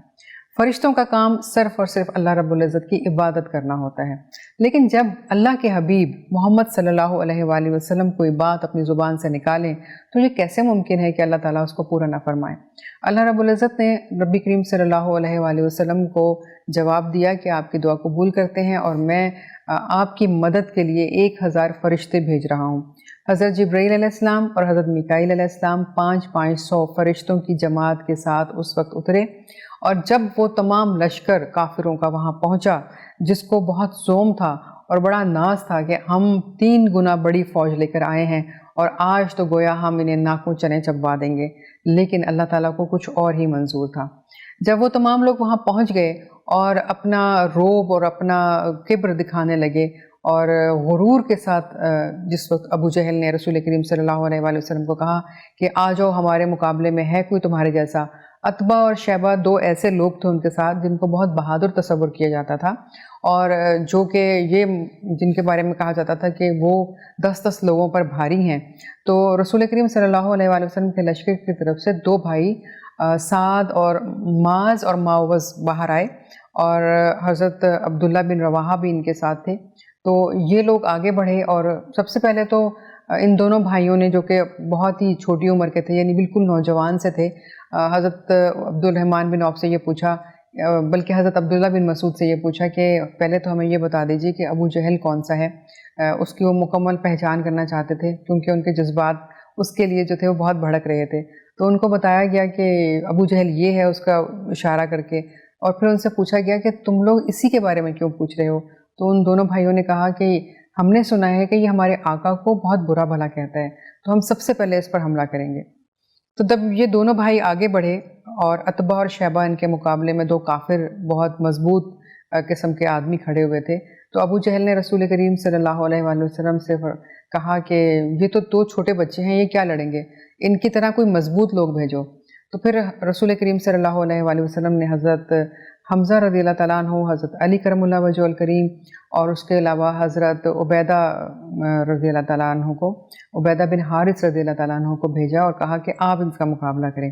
उन्होंने आगे बढ़ के उनको जहन्नम वासिल किया। हज़रत अली की तलवार तो वैसे ही हम सब जानते हैं कि किस तरह से काफिरों के ऊपर काम करती थी। इसी तरह हज़रत हमज़ा जो शेर खुदा हैं, जिनको लक़ब मिला अल्लाह की तरफ से, उनकी तलवार किस तरह काम करती थी, उन्होंने तो उन दोनों को जहन्नम वासिल किया। अब अबू जहल तो दीवाना वार जो था वो आगे बढ़ा के बस मैं बदला ले लूँ और किस तरह से इन्होंने मेरे 2 बहादुर नौजवानों को ख़त्म कर दिया।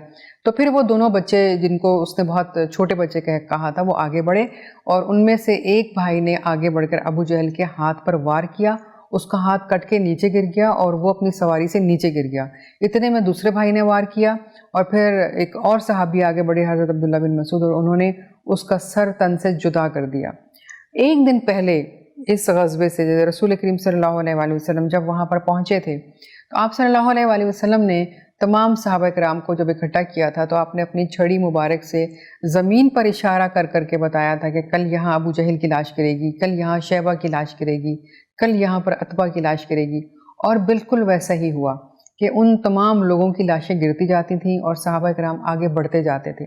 ऐसे मौके पर रसूल करीम सल्लल्लाहु अलैहि वसल्लम के मौजज़ात भी देखने में आए। एक सहाबी जो कि बेचैन हो रहे थे, हाथ में तलवार नहीं थी, रसूलुल्लाह सल्लल्लाहु अलैहि वसल्लम के हाथ में छड़ी थी खजूर की, और आपने वो खजूर की शाख उनको पकड़ाई और जैसे वो उनके हाथ में आई वो तलवार बन गई और उन्होंने उससे फिर दुश्मनों का मुकाबला करना शुरू कर दिया। हज़रत कतादा रज़ियल्लाहु तआला अन्हु, जिनकी आँख बाहर आ गई थी लड़ने के दौरान, आँख पे ज़ख़म लगा था और वो उबल के बाहर आ गई थी, आप सल्लल्लाहु अलैहि वसल्लम ने अपने हाथ मुबारक से उनके चेहरे पर हाथ रखा, आँख को वापस जगह पर कर दिया। इसी तरह हज़रत अकाशा, जिनको रसूल करीम ने छड़ी दी, वो तलवार बन गई। एक और सहाबी थे हज़रत मावज़, जिन्होंने अबू जहल पर पहले हमला किया था, उनका बाजू भी कटा इसमें। और जब उनको नबी करीम सल्लल्लाहु अलैहि वसल्लम के सामने लेकर आया गया, तो आप सल्लल्लाहु अलैहि वसल्लम ने अपना लाब दहन उनके बाजू पे लगाया और हाथ फेरा तो उनका बाजू जुड़ गया और फिर वो भरपूर लड़े। और लेकिन बहरहाल इस ग़ज़वे में फिर वो आखिर में शहीद हो गए थे। लेकिन जो अल्लाह की तरफ से मदद आई और जब फरिश्ते नीचे आए, तो सहाबा किराम कहते हैं कि हमें समझ में नहीं आता था, हम तलवार उठाते और एक काफिर की तरफ आगे बढ़ते कि किस तरह उसको शहीद कर दें, लेकिन उससे पहले उसकी गर्दन कट के नीचे गिरी पड़ी होती। फिर एक और सहाबी कहते हैं हम दूसरे शख्स की तरफ भागते, उसके पीछे के हम इसका बाजू काट दें या इसके कमर पे वार कर दें, एकदम से ऐसा लगता कि किसी ने वार किया और उसका बाजू कट के नीचे गिर पड़ता। फिर किसी तीसरे शख्स की तरफ भागते कि उसको पकड़ लें और दबोच लें, तो ऐसा लगता कि जैसे एक ज़ोरदार आवाज़ आई है और जैसे किसी ने कोई बहुत ज़ोर से वार किया हो, लेकिन वो नज़र नहीं आता था, लेकिन उस शख्स का चेहरा जो था वो बिल्कुल बिगड़ के रह जाता था। गोया आवाज़ें महसूस हो रही थी लेकिन नज़र कोई नहीं आ रहा था। फिर ऐसे में रसूल करीम सल्लल्लाहु अलैहि वसल्लम ने एक मुट्ठी मिट्टी उठाई और उनकी तरफ फेंकी, यानी काफिरों की तरफ।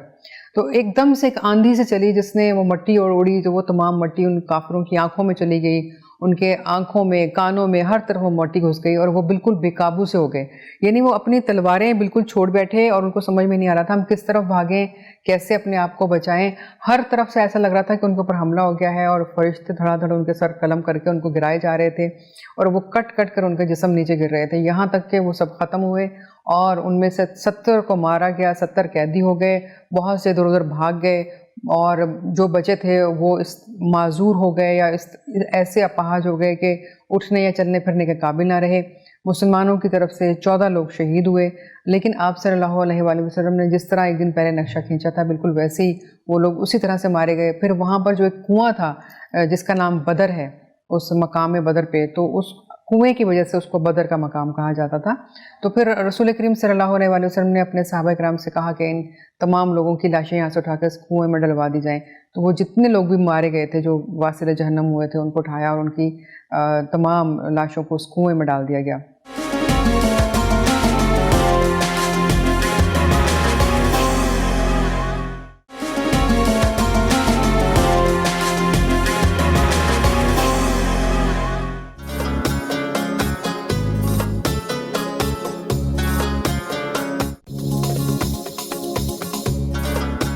अस्सलामुअलैकुम, दिस इज़ न्यूट्रिशनिस्ट टुफेरा और मेरे सेगमेंट सेहत और रमज़ान में आप सब लोगों को वेलकम। मेरे सेगमेंट का नाम ही ऐसा है कि आप लोगों को पता चल जाता है कि कोई बहुत ज़बरदस्त सी हेल्थ टिप्स मिलने वाली हैं जिनको फॉलो करके हम एक सेहतमंद ज़िंदगी गुजार सकते हैं। ना कि सिर्फ खुद सेहतमंद ज़िंदगी गुजार सकते हैं, बल्कि उन टिप्स को फॉलो करके हमारी फैमिली भी बहुत सेहतमंद हो सकती है। और सेहतमंद ज़िंदगी गुजारने के लिए ज़रूरी है कि एक हेल्दी लाइफ स्टाइल को फॉलो करें। हेल्दी लाइफ स्टाइल को फॉलो करने के लिए ज़रूरी है कि हेल्दी फूड सिलेक्शन हो, और हेल्दी फूड सिलेक्शन में अगर मेरा पसंदीदा प्रोडक्ट मौजूद ना हो जो है लिप्टन की ग्रीन टी, तो फिर वो सिलेक्शन इनकम्प्लीट है। उसके साथ साथ आपके फूड सिलेक्शन में फ्रूट्स, वेजिटेबल्स ज़रूर होने चाहिए, मीट, प्रोटीन ज़रूर होना चाहिए, जो कि प्रोटीन आप मीट की फॉर्म में ले सकते हैं। मीट में आप गोश्त ले सकते हैं, चिकन ले सकते हैं, मछली ले सकते हैं। उसके अलावा जो दूसरी हम प्लांट प्रोटीन्स पे आ जाते हैं तो उसमें आप दालें ले सकते हैं। एनिमल प्रोटीन्स में अगेन दूध भी आ जाता है, दही भी आ जाती है। तो ये तमाम चीज़ें ज़रूरी हैं। उसके अलावा फैट्स भी कहीं ज़रूरी होते हैं आपको एनर्जी देने के लिए। कार्ब्स भी ज़रूरी होते हैं आपको गुड क्वांटिटी ऑफ फाइबर देने के लिए। तो इतनी सारी चीज़ें जो कंप्लीट फूड पिरामिड बनाता है is the healthiest selection of food कि आप ज़रूर लें अपनी लाइफ में, एक हेल्दी फूड इंटेक रखें। जी जनाब, ये तो छोटी छोटी सी बातें हैं, आप सबको ही पता होंगी, लेकिन बीमारियों से कैसे बचा जाए, परेशानियों से कैसे बचा जाए। जब बीमारी घर पर आती है तो हम बहुत परेशान हो जाते हैं, अपनों को तकलीफ़ में देखकर, अपनों को परेशानी में देखकर। और इस रमज़ान के महीने में हमारी बहुत सारी दुआओं में से एक दुआ ये भी होती है कि या अल्लाह हमारे प्यारों को सेहतमंद और तंदुरुस्त रखिएगा, लंबी उम्र अता कीजिएगा। बिल्कुल, ये दुआ तो हमें अल्लाह ताला से मांगनी ही चाहिए, लेकिन साथ में ख्याल भी करना चाहिए अपनी सेहत का और एहतियात बरतनी चाहिए उन तमाम चीज़ों से जो कि हमारी सेहत के लिए नुकसानदेह हैं। बहुत सारी चीज़ें ऐसी होती हैं जो कि हमारी सेहत को नुकसान करती हैं, जो कि हमारी सेहत के लिए फ़ायदेमंद नहीं होती हैं। ख़ास तौर पे आजकल का जो दौर है कोविड-19 का, जिसमें कि एक से बढ़कर एक वेव हमें ख़तरनाक और ख़तरा पहुंचाने वाली आ रही है, उसके लिए किन किन चीज़ों का होना ज़रूरी है।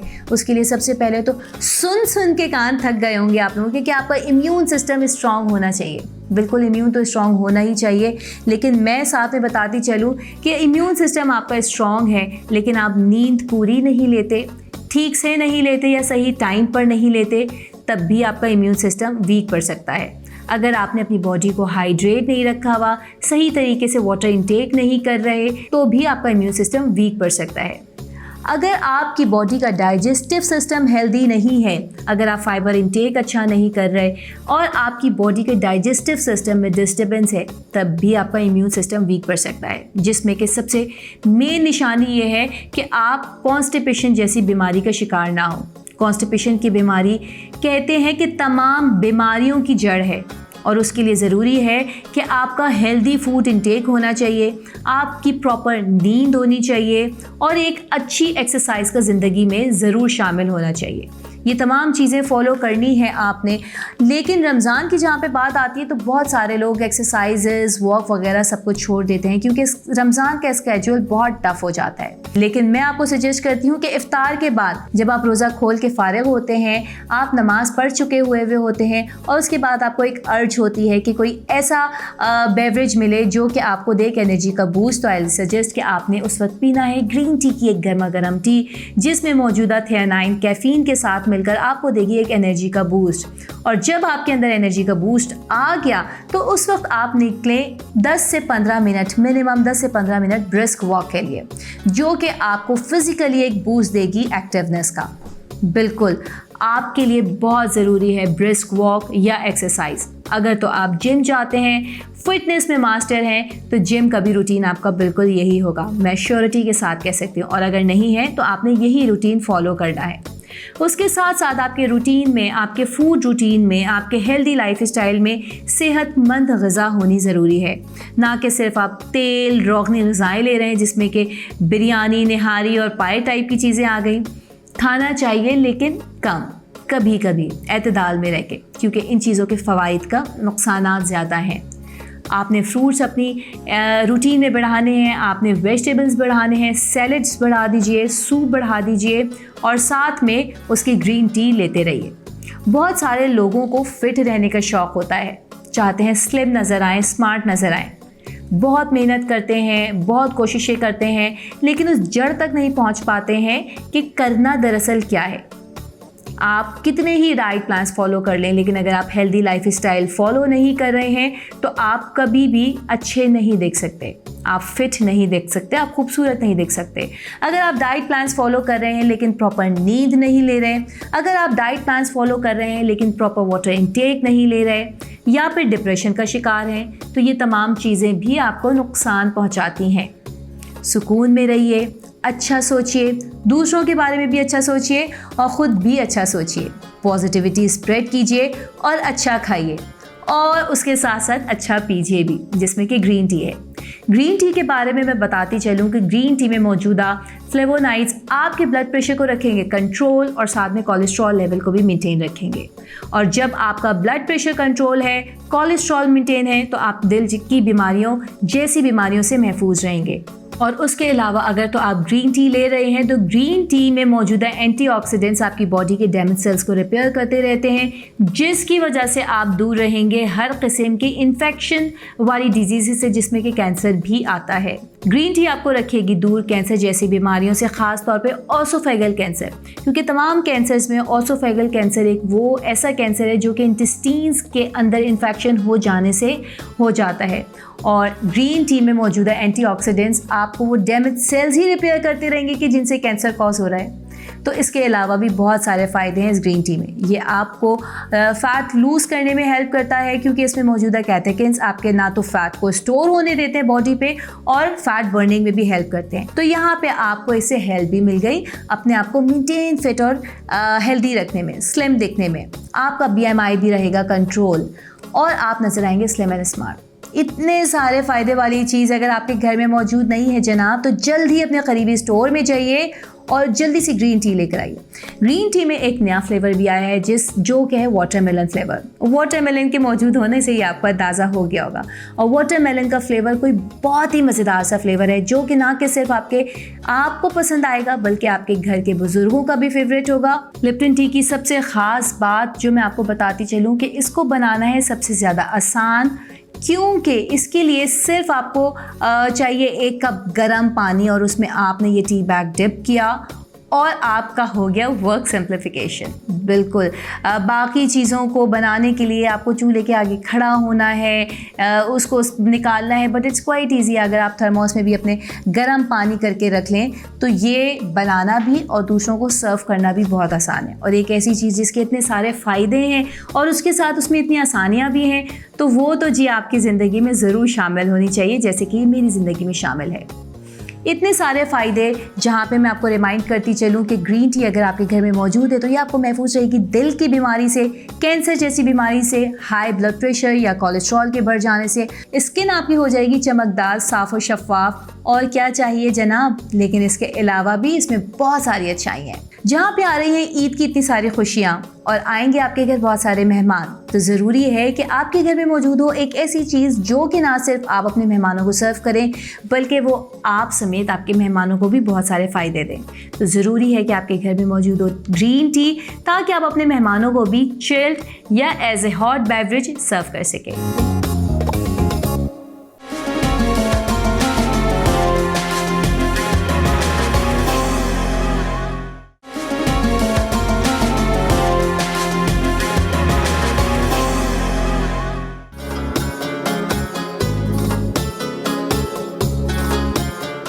नेचुरोपैथ डॉक्टर बिल्किस आपके साथ। और आज मैं जो मुझे बहुत पसंद है उस फल पे बात कर रही हूँ। उसका नाम है जैतून, क्योंकि परवरदिगार आलम ने भी इसकी कसम खाई है। और आप यकीन करें, इस दुनिया में जैतून के दरख्त, पूरे दरख्त की मैं बात कर रही हूँ, फल की बात कर रही हूँ, बहुत बेनिफिशियल है। ओमेगा 7 है, आपके जिगर को नई हयात देता है जैतून का तेल। इतनी अवेयरनेस आ गई कि लोग जैतून के तेल में खाना बनाने लगे। लेकिन प्लीज़ आप लोग देख लिया करें, क्या वो जैतून का तेल खाना बनाने के लिए है? उसमें लिखा हुआ है तो ही आप खाना बनाएगा, वरना जैतून का तेल हमेशा जो है ड्रेसिंग पे या उसको पिया जाता है। मैं आपको जैतून के तेल के और जैतून के पत्तों के कुछ बहुत ज़्यादा बेनिफिशियल जो है उसके रेमेडीज़ बताऊंगी, ठीक है। तो सबसे पहले चलते हैं कि जो मुझे बहुत पसंद है और जो मैंने बहुत लोगों को बताया है। वैसे तो जैतून आपकी आंखों के लिए, हड्डियों के लिए, जिगर के लिए, हर चीज़ के लिए, मैदे के लिए, इंटेस्टाइन्स के लिए, हर चीज़ के लिए बहुत इसके बेनिफिशियल है, ठीक है। मगर कुछ रेमेडीज़ हैं जो आप इस्तेमाल करेंगे, ख़ास कर वो लोग जो बहुत कॉन्स्टिपेटेड होते हैं और बहुत जतन कर चुके होते हैं, मगर उनका कॉन्स्टिपेशन किसी तरह जाने का नाम नहीं लेता। जी मैं बात कर रही हूँ आम फहम ज़बान में जिसे हम कब्ज़ कहते हैं। आप जैतून का तेल नाक में ज़रूर डालें, 2 से 3 कतरे रोज़ाना। उसके अलावा आपने लेना है 2 चम्मच जैतून का तेल, 1 चम्मच सफ़ोल की भूसी, आधा कप गर्म पानी, इसमें मिक्स कर लीजिए। और ये जो है आप सुबह शाम पीजिए। पहले 7 से 8 दिन आप सुबह शाम पीजिएगा। इससे आप देखेंगे कि आपके मैदे के अमराज जो हैं, मैदे के अमराज की वजह से जोड़ों के जो दर्द स्टार्ट हो जाते हैं, उसमें आपको बहुत ज़्यादा फ़ायदा होगा। मैं ये तो नहीं कहती कि ये आपको पहले ही दिन फ़ायदा देना शुरू करेगा, मगर आप ये करते रहेंगे तो इससे बहुत सारे अमराज, जिसमें आपके लंबर स्पाइन का मसला, सर्वाइकल का मसला, असाबी कमज़ोरी का मसला, आपके जोड़ों के दर्द का मसला, आप बोलेंगे डॉक्टर बिल्किस इसमें क्या ऐसा जादू है, करके देखिएगा। ये वाकई बहुत सारे अमराज में आपकी मदद करता है। जैतून के जो पत्ते हैं वो आपके शुगर को कंट्रोल करने में आपकी मदद करता है। इसी तरह जैतून का तेल भी शुगर कंट्रोल करने में मदद देता है। जिनकी शुगर किसी सूरत कंट्रोल नहीं होती, मैं उनको कहती हूँ 2 चम्मच जैतून का तेल दिन में 2 बार पिए, उससे उनको बहुत फ़र्क पड़ता है। इसी तरह अगर पत्ते अवेलेबल हों तो जो आप कहवा बनाते हैं, आप जैतून के पत्तों का कहवा बना के पीजिए। 7 से 8 पत्ते जो है दिन में 2 बार उबाल के पीजिए। तो इससे शुगर किसी सूरत कंट्रोल नहीं हो रही थी, और शुगर कंट्रोल नहीं होने की वजह से आपके जिस्म में बहुत ज़्यादा इचिंग और है ना, मतलब कि किसी सूरत ड्राइनेस जो हो रही होती, उसमें भी फ़र्क पड़ेगा आपको। और जैतून के तेल की मालिश बच्चों को ज़रूर कराइएगा, इससे बच्चों की हड्डियाँ मजबूत होती है। और जिस तरह अभी मैंने कहा कि किसी को अगर बहुत ज़्यादा इचिंग होती है तो उसमें भी जैतून के तेल की मालिश से बहुत फ़र्क पड़ता है।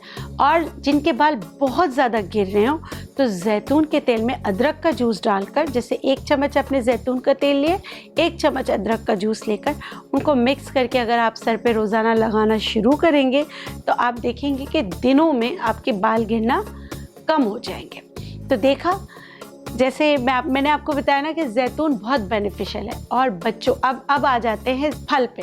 अनफॉर्चुनेटली हमारे पास जो फल इसका मिलता है वो इतना सिरप में डिप किया हुआ मिलता है और इतना इसमें नमक होता है कि हम उसका इस्तेमाल नहीं करते। लेकिन अगर जैतून का फल जो है सिर्फ सिरके में डिप किया हुआ मिल जाए, फिर भी आप उसको धोएं और आप उसकी ड्रेसिंग करें, जो बच्चों के लिए अंडे बनाते हैं उसमें आप डालें। ये बच्चों की जहानत को तेज़ करने में मदद करता है, जैतून का फल होता है। और बच्चों के कब्ज़ को दूर करने के लिए जैतून का फल जो है आपकी मदद करता है। वैसे तो फल के भी वही इफ़ादियत है जो इसके तेल की इफ़ादियत है, मगर आप जो है जो भी आपको मिल जाए तो आप इसका इस्तेमाल करें ताकि आपकी ज़िंदगी आसान हो। जैतून का इस्तेमाल आपके दस्तरखान पर ज़रूर रखा करें।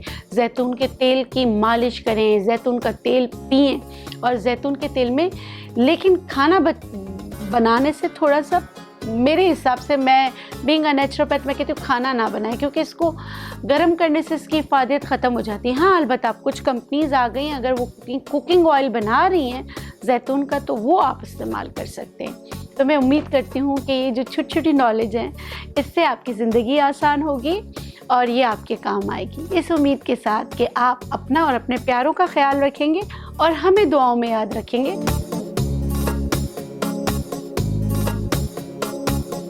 एहसान है रमज़ान।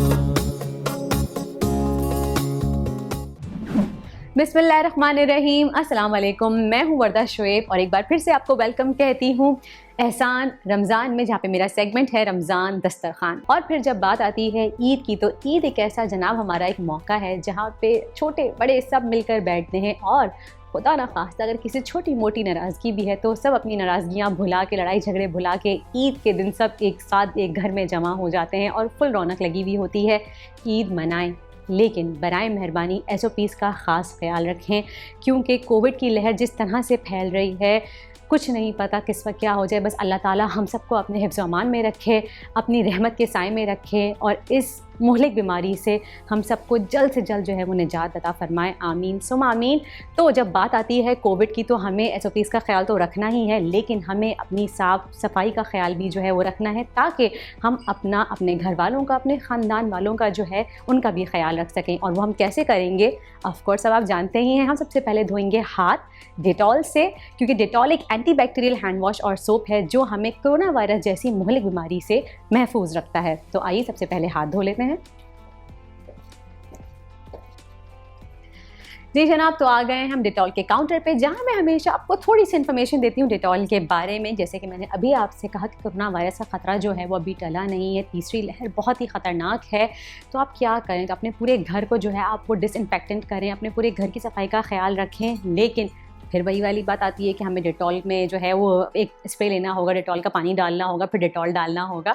अब तो आप सबको पता चल गया होगा और आई एम श्योर अब तक आप अपने घरों में लेके आ चुके होंगे, और अगर नहीं लाए हैं तो अभी जाइए और लेके आइए, क्योंकि ईद के मौके पे जो है बहुत से लोगों का आना जाना लगा रहेगा।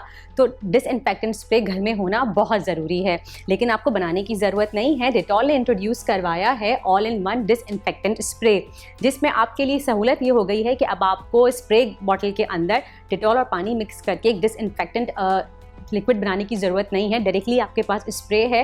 हाँ, इतनी सी मेहनत आपने ज़रूर करनी है कि इसको आपने शेक करना है और 20 सेंटीमीटर 15 सेंटीमीटर की दूरी से आपने जो भी सरफेस जो है वो डिसइंफेक्टेंट करनी है उस पर आपने स्प्रे कर देना है, लाइक दिस।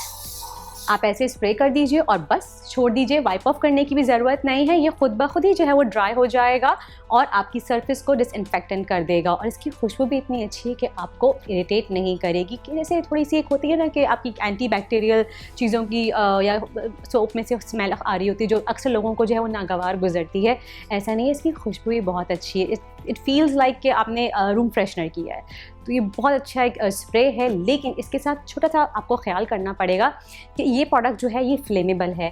आपने किचन काउंटर पे इसको यूज़ नहीं करना अगर आपका चूल्हा जल रहा है। अगर आपका स्टोव ऑन है तब आप इस्तेमाल नहीं करेंगे, या फिर अगर किचन काउंटर पे आप इस्तेमाल करते हैं तो उसके कम से कम भी 30 to 45 मिनट्स तक आपने स्टोव ऑन यानी कि चूल्हा नहीं जलाना है, ये आग पकड़ सकता है। गर्मी वाली जगह पे इसको ना रखें, क्योंकि गाड़ियों में आप इसको ज़रूर यूज़ कर सकते हैं, सीट्स पे, डैशबोर्ड्स पे, स्टीयरिंग पे, लेकिन गाड़ी के अंदर इसको ना रखें क्योंकि गर्मी बहुत बढ़ गई है और गर्मी की वजह से, हीट की वजह से ये जो है वो फायर कैच कर सकता है। ये दो चीज़ों की प्रिकॉशन आपने करनी है। उसके अलावा आप बआसानी इत्मीनान से जो है अपने पूरे घर में कहीं भी, चाहे वो आपका फर्नीचर हो, आपके डोर नॉब्स हों, आपके काउंटर टॉप्स हों, आपके बाथरूम के काउंटर टॉप्स हों, जहाँ भी चाहे आप बआसानी इसको यूज़ कर सकते हैं और अपने पूरे घर को जो है वो डिसइंफेक्टेड कर सकते हैं। और अब चलते हैं हैंड वॉश की तरफ। तो मैं यहाँ पर यूज़ करूँगी डेटॉल का एंटी बैक्टीरियल हैंड वॉश और मैं हाथ धो लेती हूँ यहाँ पर। जनाब, पानी का ज़िया नहीं करना। आपने जब हाथ अपने वेट कर लिए हैं तो प्लीज़ पानी बंद कर दीजिए। और यहाँ पे मैं यूज़ कर रही हूँ डेटॉल का एंटी बैक्टीरियल हैंड वॉश। इनके यहाँ पे सोप भी है और बाकी हम सब जानते हैं कि डेटॉल हमें देता है कोरोना वायरस के ख़िलाफ़ एक बेहतरीन तहफ़्फ़ुज़, बल्कि ना सिर्फ कोरोना वायरस के ख़िलाफ़ ये हमें देता है और भी 100 तरह के मुख्तलिफ जरासीम फैलाने वाले, जो जरासीम होते हैं बीमारियाँ फैलाने वाले, उनके ख़िलाफ़ भी ये हमें एक बहुत अच्छा तहफ़्फ़ुज़ फराहम करता है। और एक छोटा सा हम दायरा बना लेते हैं तहफ़्फ़ुज़ का अपनी फैमिली, अपने घर वालों के दरमियान। तो डेटॉल का साबुन जो है या फिर हैंड वॉश, सैनिटाइज़र, जो भी आपके पास अवेलेबल है, आप बार बार यूज़ करिए और अपनी फैमिली को और अपने आप को, अपने ख़ानदान को, घर वालों को जो है वो तहफ़्फ़ुज़ फराहम कीजिए कोरोना वायरस से। जनाब, हाथ धोने का तरीका हम सबको पता है कि हम फिंगर्स के बीच में धोते हैं क्योंकि ये जगह अक्सर रह जाती है और जर्म्स यहाँ पे ही छुप के बैठ जाते हैं। तो बच्चों को भी पता होना चाहिए, अब तक तो सबको याद हो जाना चाहिए। 20 सेकंड का छोटा सा ये हाथ धोने का हमारा प्रोसीजर है, लेकिन इससे क्या होता है कि 100% हम यकीन दहानी करा लेते हैं इस चीज़ की कि जनाब हमारे हाथ जो हैं वो हो गए हैं बिल्कुल जरासीम से पाक। तो अब मैं यहाँ पे हैंड वॉश कर लेती हूँ। जो सोप था हम उसको रिंस ऑफ कर लेते हैं। ये देखिए, अच्छी तरीके से आपने धो लिए हाथ को। और उसके बाद फिर अब हम क्या करेंगे, हमें हाथ धोने के बाद टॉवल यूज़ नहीं करना, क्योंकि टॉवल में भी छुपे हो सकते हैं जरासीम, क्योंकि वो हम हैंग कर देते हैं। तो इसके बाद हमें क्या करना है, हमें यूज़ करना है रोज़ पेटल का अल्ट्रा सॉफ्ट टिश्यू पेपर। ये देखिए, ताकि जब हम अपने हाथ साफ़ कर लें तो उसके बाद टिश्यू पेपर तो हम डिस्कार्ड कर देंगे। तो ये भी एक तरीके का तहफ़्फ़ुज़ है जो आप अपनी फैमिली के लिए कर रहे हैं कि दोबारा से कोई इसको रीयूज़ नहीं करेगा, उसको आप डिस्कार्ड कर देंगे। तो इस चीज़ की हम यकीन दहानी करा लेंगे कि हमारे हाथ जो हैं वो जरासीम से 100% हो गए हैं पाक।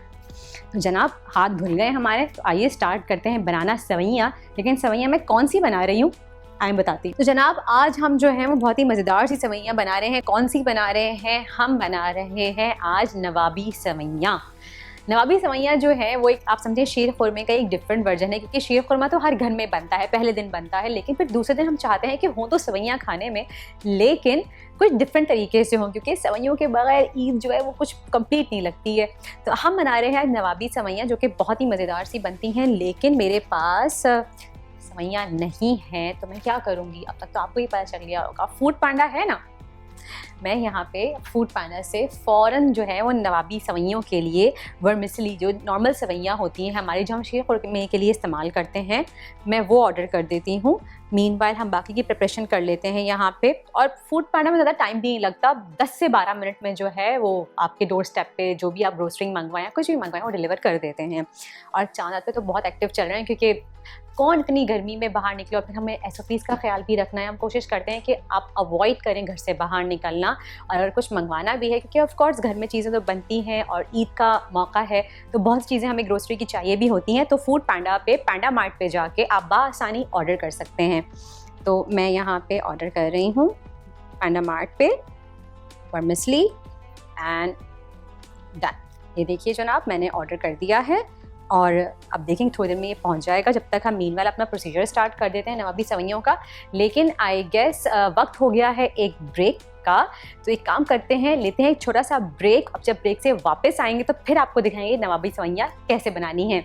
कहीं जाइएगा नहीं, बहुत ही मज़े की रेसिपी बन रही है। मिलते हैं एक ब्रेक के बाद। एहसान है रमज़ान।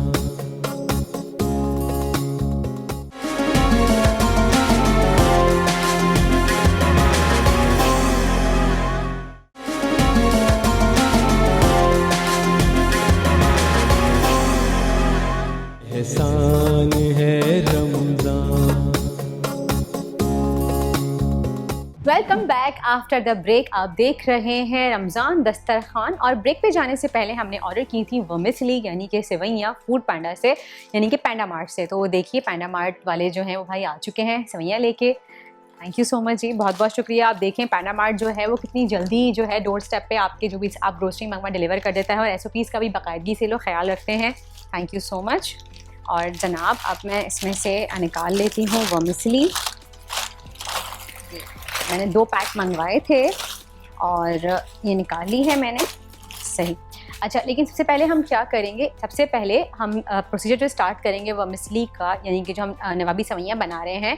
सबसे पहले मैं दूध जो है वो बॉईल करने को रख दूँगी। तो हम पहले स्टोव ऑन कर लेते हैं। स्टोव हमने जो है वो ऑन कर लिया है। अब इसमें मेरे पास है यहाँ पे 1 लीटर दूध, फुल क्रीम मिल्क है, वो हम डाल लेंगे। और थोड़ा सा मैं बचा लूँगी क्योंकि हम इसमें कस्टर्ड पाउडर मिक्स करेंगे। ये मैं डाल देती हूँ, बाकी थोड़ा सा मैंने जो है वो बचा लिया है यहाँ पे। और अब इसको मैं बॉइलिंग के लिए रख दूँगी। तो मैं स्टोव यहाँ पे चेंज कर लेती हूँ और इसको मैं यहाँ ट्रांसफ़र कर देती हूँ। जब तक बॉयल आएगा तब तक हम क्या करते हैं, हम जो है वो अपनी सेवइयों को भून लेते हैं, क्योंकि हमें नवाबी सेवइयाँ बनानी है तो उनको थोड़ा सा हमें भूनना पड़ेगा। जनाब सबसे पहले सेवइयों को हम एक बोल में निकाल लेंगे। जो सेवइयाँ मैंने मंगवाई थी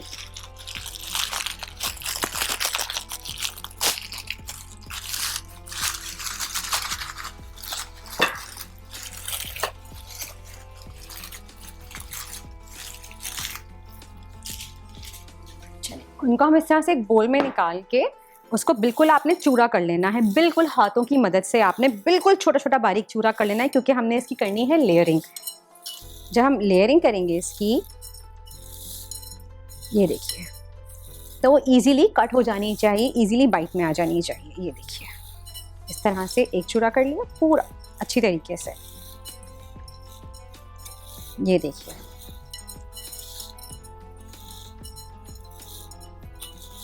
ये देखिए बिल्कुल ये जो है वो चूरा हो गई है। इस तरीके से सेकंड जो पैकेट है हमारा, उसको भी मैं ऐसे ही जो है वो बिल्कुल रफली इसको बिल्कुल चूरा कर लेती हूँ। इसको यहीं निकाल लेती हूँ।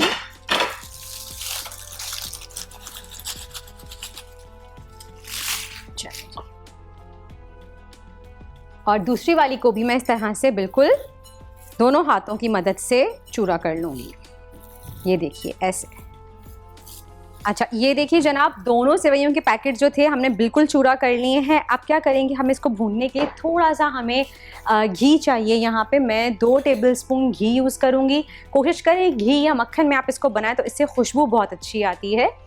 ये देखिए 1 2 ये हमने यूज़ करा यहाँ पे। और इसके बाद इसमें मैं डाल दूँगी 2 से 3 छोटी हरी इलायची, और इसको थोड़ा सा हम सौते कर लेंगे, यानी कि थोड़ा सा कड़कड़ा लेंगे, ताकि जब थोड़ा सा कलर चेंज हो जाएगा तो इससे क्या होगा, इलायची की जो खुशबू है, जो अरोमा है, वो घी में आ जाएगा।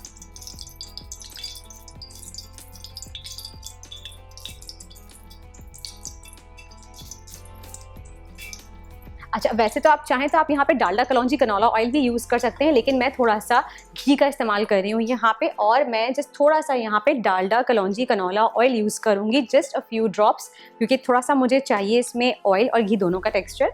तो ये देखिए डालडा कलौंजी कनौला ऑयल थोड़ा सा हमने इसमें डाला। और हम सब जानते हैं कि डालडा जो है वो एक बहुत ही मशहूर नाम है, किसी तारुफ का मोहताज नहीं है। डालडा कलौंजी कनौला ऑयल देता है हमें कलौंजी की इम्यूनिटी, और हम सब जानते हैं कि कलौंजी हम सबकी सेहत के लिए कितनी ज़रूरी है। कलौंजी की इफ़ादियत से हम सब वाकिफ़ हैं। ये हमें मुख्तलिफ़ किस्म के अमराज, यानी कि डायबिटीज़ हो गए, हार्ट का मसला हो गया, ब्लड प्रेशर हो गया, उन सब से हमें महफूज रखती है। और ये बात भी हम सब जानते हैं, कहते हैं कि कलौंजी में तमाम बीमारियों का शिफा है, बस सिवाय एक मौत के। तो आप देखें कितनी अच्छी बात है, और डालडा ने कितना अच्छा किया है हमारे लिए कि उन्होंने कुकिंग ऑयल में ही कलौंजी ऑयल को मिक्स कर दिया, ताकि हम रोज़मर्रा के खानों में जो है वो कलौंजी की इम्यूनिटी से जो है वो इफ़ादत से हम फ़ायदा उठा सकें, और बग़ैर किसी जायके के साथ कॉम्प्रोमाइज़ किए बग़ैर हम इम्यूनिटी से भरपूर जो है वो खाने बना सकें। अच्छा जनाब देखिए ऑयल गर्म हो गया है और इलायचियाँ जो हैं वो फूल गई, तो मैंने निकाल ली हैं। अब इसमें मैं सेवइयाँ ऐड कर दूँगी। ये देखिए इस तरह से हम दोनों सेवइयाँ जो हमने चूरा की थी दोनों पैक्स की, वो हम डाल के इसको भून लेंगे। थोड़ा सा हल्का सा हमें इसको एक ब्राउन लाइट गोल्डन सा कलर देना है। दूध पे भी नज़र रखते हैं कि दूध में बॉयल आने वाला है। और ये देखिए, थोड़ा सा मैं स्टोव यहाँ पे मीडियम फ्लेम कर रही हूँ और इसको हम भून लेंगे। और भुनाई के वक्त इसमें हम डालेंगे पाउडर्ड शुगर है मेरे पास यहाँ पे 3 टेबलस्पून हम इसमें पाउडर्ड शुगर ऐड करेंगे। अगर आपके पास पाउडर आइसिंग शुगर नहीं है तो आप घर में ही जो है नॉर्मल चीनी को आप ग्राइंड करके उसको पाउडर बना सकते हैं। ये ऐड कर दिया, इसको चलाएंगे अच्छी तरीके से।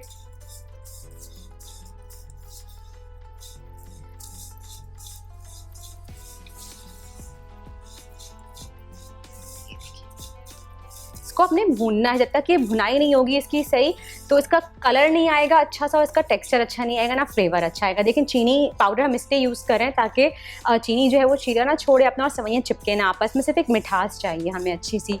तो जनाब यहाँ दूसरी तरफ जो है वो दूध में उबाल आ चुका है। मैं यहाँ पे चूल्हा बंद कर रही हूँ और फिर बाद में हम इसका कस्टर्ड जो है वो रेडी करेंगे। पहले सेवइयों को कर लेते हैं तैयार।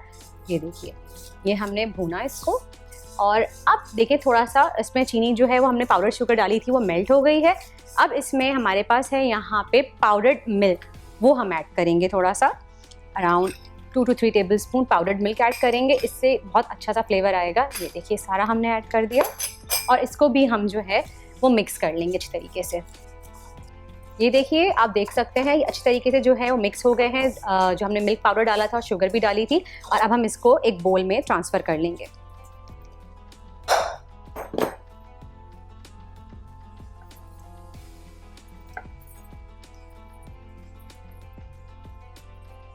ये देखिए हमने इसको बोल में ट्रांसफ़र कर लिया। जो एग्जैक्ट इसका टेक्सचर हमें चाहिए था वो हमें मिल चुका है और इसको हमने ट्रांसफ़र कर लिया। ये देखिए सेवइयाँ थोड़ी थोड़ी सी जो है वो चिपक रही हैं आपस में, तो ये आराम से सेटल हो जाएंगी। अच्छा, मैं यहाँ पे ये वाला स्टोव बंद कर देती हूँ और दूध को यहाँ ट्रांसफ़र कर लेती हूँ ऐसे। अच्छा, जैसे ये थोड़ी सी गर्म है, जो हमारी सर्विंग डिश है मैं वो ले लेती हूँ। आप कोई भी आपके पास सर्विंग डिश अवेलेबल हो, मैं ट्रांसपेरेंट ले रही हूँ ताकि जब इसमें हम लेयरिंग करेंगे तो हमें नज़र आएगी तो अच्छा लगेगा। अगर आपके पास स्क्वायर में कोई डिश है या जो भी है आप वो ले सकते हैं। हाफ सेवइयाँ जो है हम इसमें डाल देंगे ताकि ठंडे होने के लिए सेटल हो जाए। ये देखिए हाफ मैंने इसमें डाल दी और इसकी एक सिंगल लेयरिंग कर देंगे हम नीचे ऐसे। स्पैचुला की हेल्प से आपने इसको इवनली दबाना है और इसकी लेयरिंग कर देनी है। अभी गरम गरम है, हम इसको सेटल कर देंगे ऐसे ही, तो ठंडी होके ऐसे ही शेप होल्ड कर लेगी और सेटल हो जाएगी। थोड़ी सी मैं और लूँगी इस कॉर्नर पे डालने के लिए ऐसे और इवनली इसको हम स्प्रेड कर देंगे। देखिए स्पैचुला की बैक से मैं हल्के हाथ से इसको दबा भी रही हूँ ताकि ये शेप होल्ड कर ले इवनली लाइक दिस।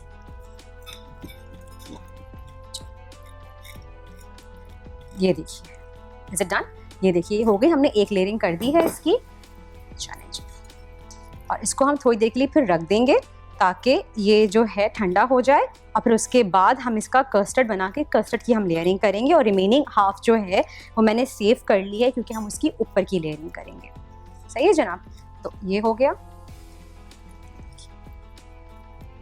डन। इसको हम एक साइड पे रख देते हैं ताकि ये ठंडी हो जाए, मीनवाइल ये भी ठंडी हो जाएगी। अच्छा, अब चलते हैं कस्टर्ड की तरफ। मैं दोबारा स्टोव ऑन कर रही हूँ। दूध में बॉयल ऑलरेडी आ चुका था। अब इसमें हम ऐड करेंगे शुगर। हमने चीनी ऐड नहीं की थी, चीनी आप हस्बे जायका डालिए, वरना मैं यहाँ पे 1 लीटर दूध में 1/4 कप शुगर जो है वो यूज़ कर रही हूँ। इससे ज़्यादा चीनी मत डालिए क्योंकि हमने जो है वो सेवइयों में भी उसको फ्राई करते हुए उसमें चीनी डाली थी पाउडर शुगर, तो ऑलरेडी मिठास होगी, तो डबल ना हो जाए। चीनी अपने हिसाब से हस्बे जायका कम बढ़ती कर सकते हैं। अच्छा, अब यहाँ पे मेरे पास जो मैंने दूध थोड़ा सा बचा लिया था उसमें हम कस्टर्ड जो पाउडर है वो मिक्स कर लेंगे। और ये कस्टर्ड पाउडर है मेरे पास 2 से 3 टेबलस्पून इसमें डालेंगे। मैंने वनीला फ्लेवर का लिया है, आप को जो पसंद है आप ले सकते हैं, लेकिन इसके साथ वनीला फ्लेवर ज़्यादा अच्छा लगेगा। तो अदरवाइज़ आप कोई चाहते हैं कि आप स्ट्रॉबेरी फ्लेवर में चाहते हैं या जो भी आप चाहते हैं कोई और फ्लेवर लेना तो आप वो भी ले सकते हैं। इसको हम थोड़ा सा मिक्स कर लेते हैं।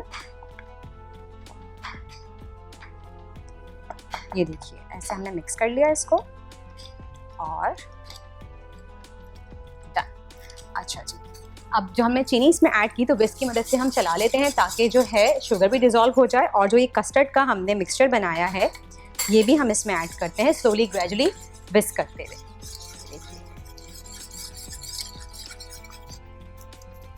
ये भी हमने इसमें ऐड कर दिया और कंटिन्यू हम इसको विस्क करते रहेंगे।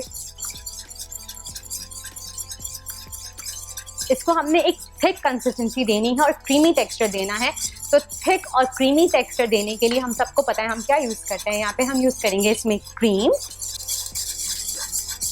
हम इसमें यहाँ पे इस वक्त नेस्ले की मिल्क पैक की क्रीम यूज़ करेंगे, जो कि डेयरी क्रीम है, बेस क्रीम है, जो कि आपके किसी भी खाने को, मीठे को जो है वो एक क्रीमी और स्मूथ टेक्सचर देने के लिए यूज़ होती है। तमाम मैं तो कहूँगी कि बहुत ज़्यादा ये जितने भी शेफ्स हैं, मेजॉरिटी शेफ्स की नंबर 1 चॉइस जो है वो नेस्ले मिल्क पैक की क्रीम ही होती है।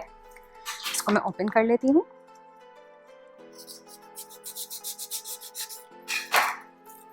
आप अगर नॉर्मली भी घर में कस्टर्ड बना रहे हैं तो उसमें भी अगर आप 2 से 3 टेबलस्पून नेस्ले मिल्क पैक की जो बेस क्रीम है वो ऐड कर लेंगे, डेयरी क्रीम, तो एक बहुत ही रिच और एक स्मूथ सा टेक्सचर, सिल्की टेक्सचर आ जाएगा, क्रीमी सा टेक्सचर। विस्क कंटिन्यू करते रहना है आपने और 2 से 3 टेबलस्पून नेस्ले की क्रीम ऐड कर देनी है। इससे एक थिकनेस आ जाएगी और एक टेक्सचर भी बहुत अच्छा आ जाएगा। ये टेक्सचर थिक हो गया, थोड़ा सा जो दूध बचा था वो भी मैं इसमें ऐड कर देती हूँ ताकि सारा दूध यूज़ हो जाए। और इसको हमने इतना विस्क करना है और इतनी देर पकाना है कि हमें एक थिक पोरिंग कंसिस्टेंसी जो है वो मिल जाए।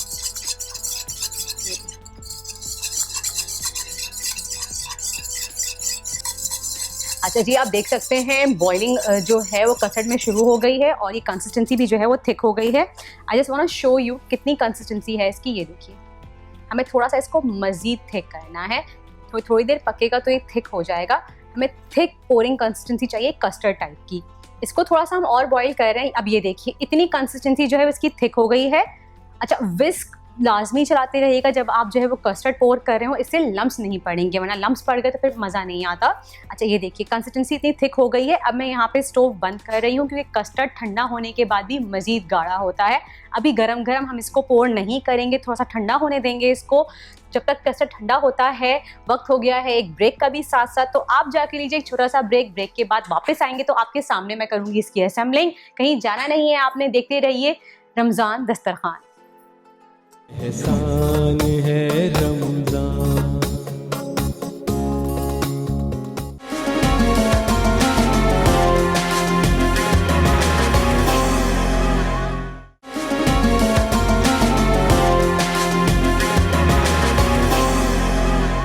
एहसान है रमज़ान।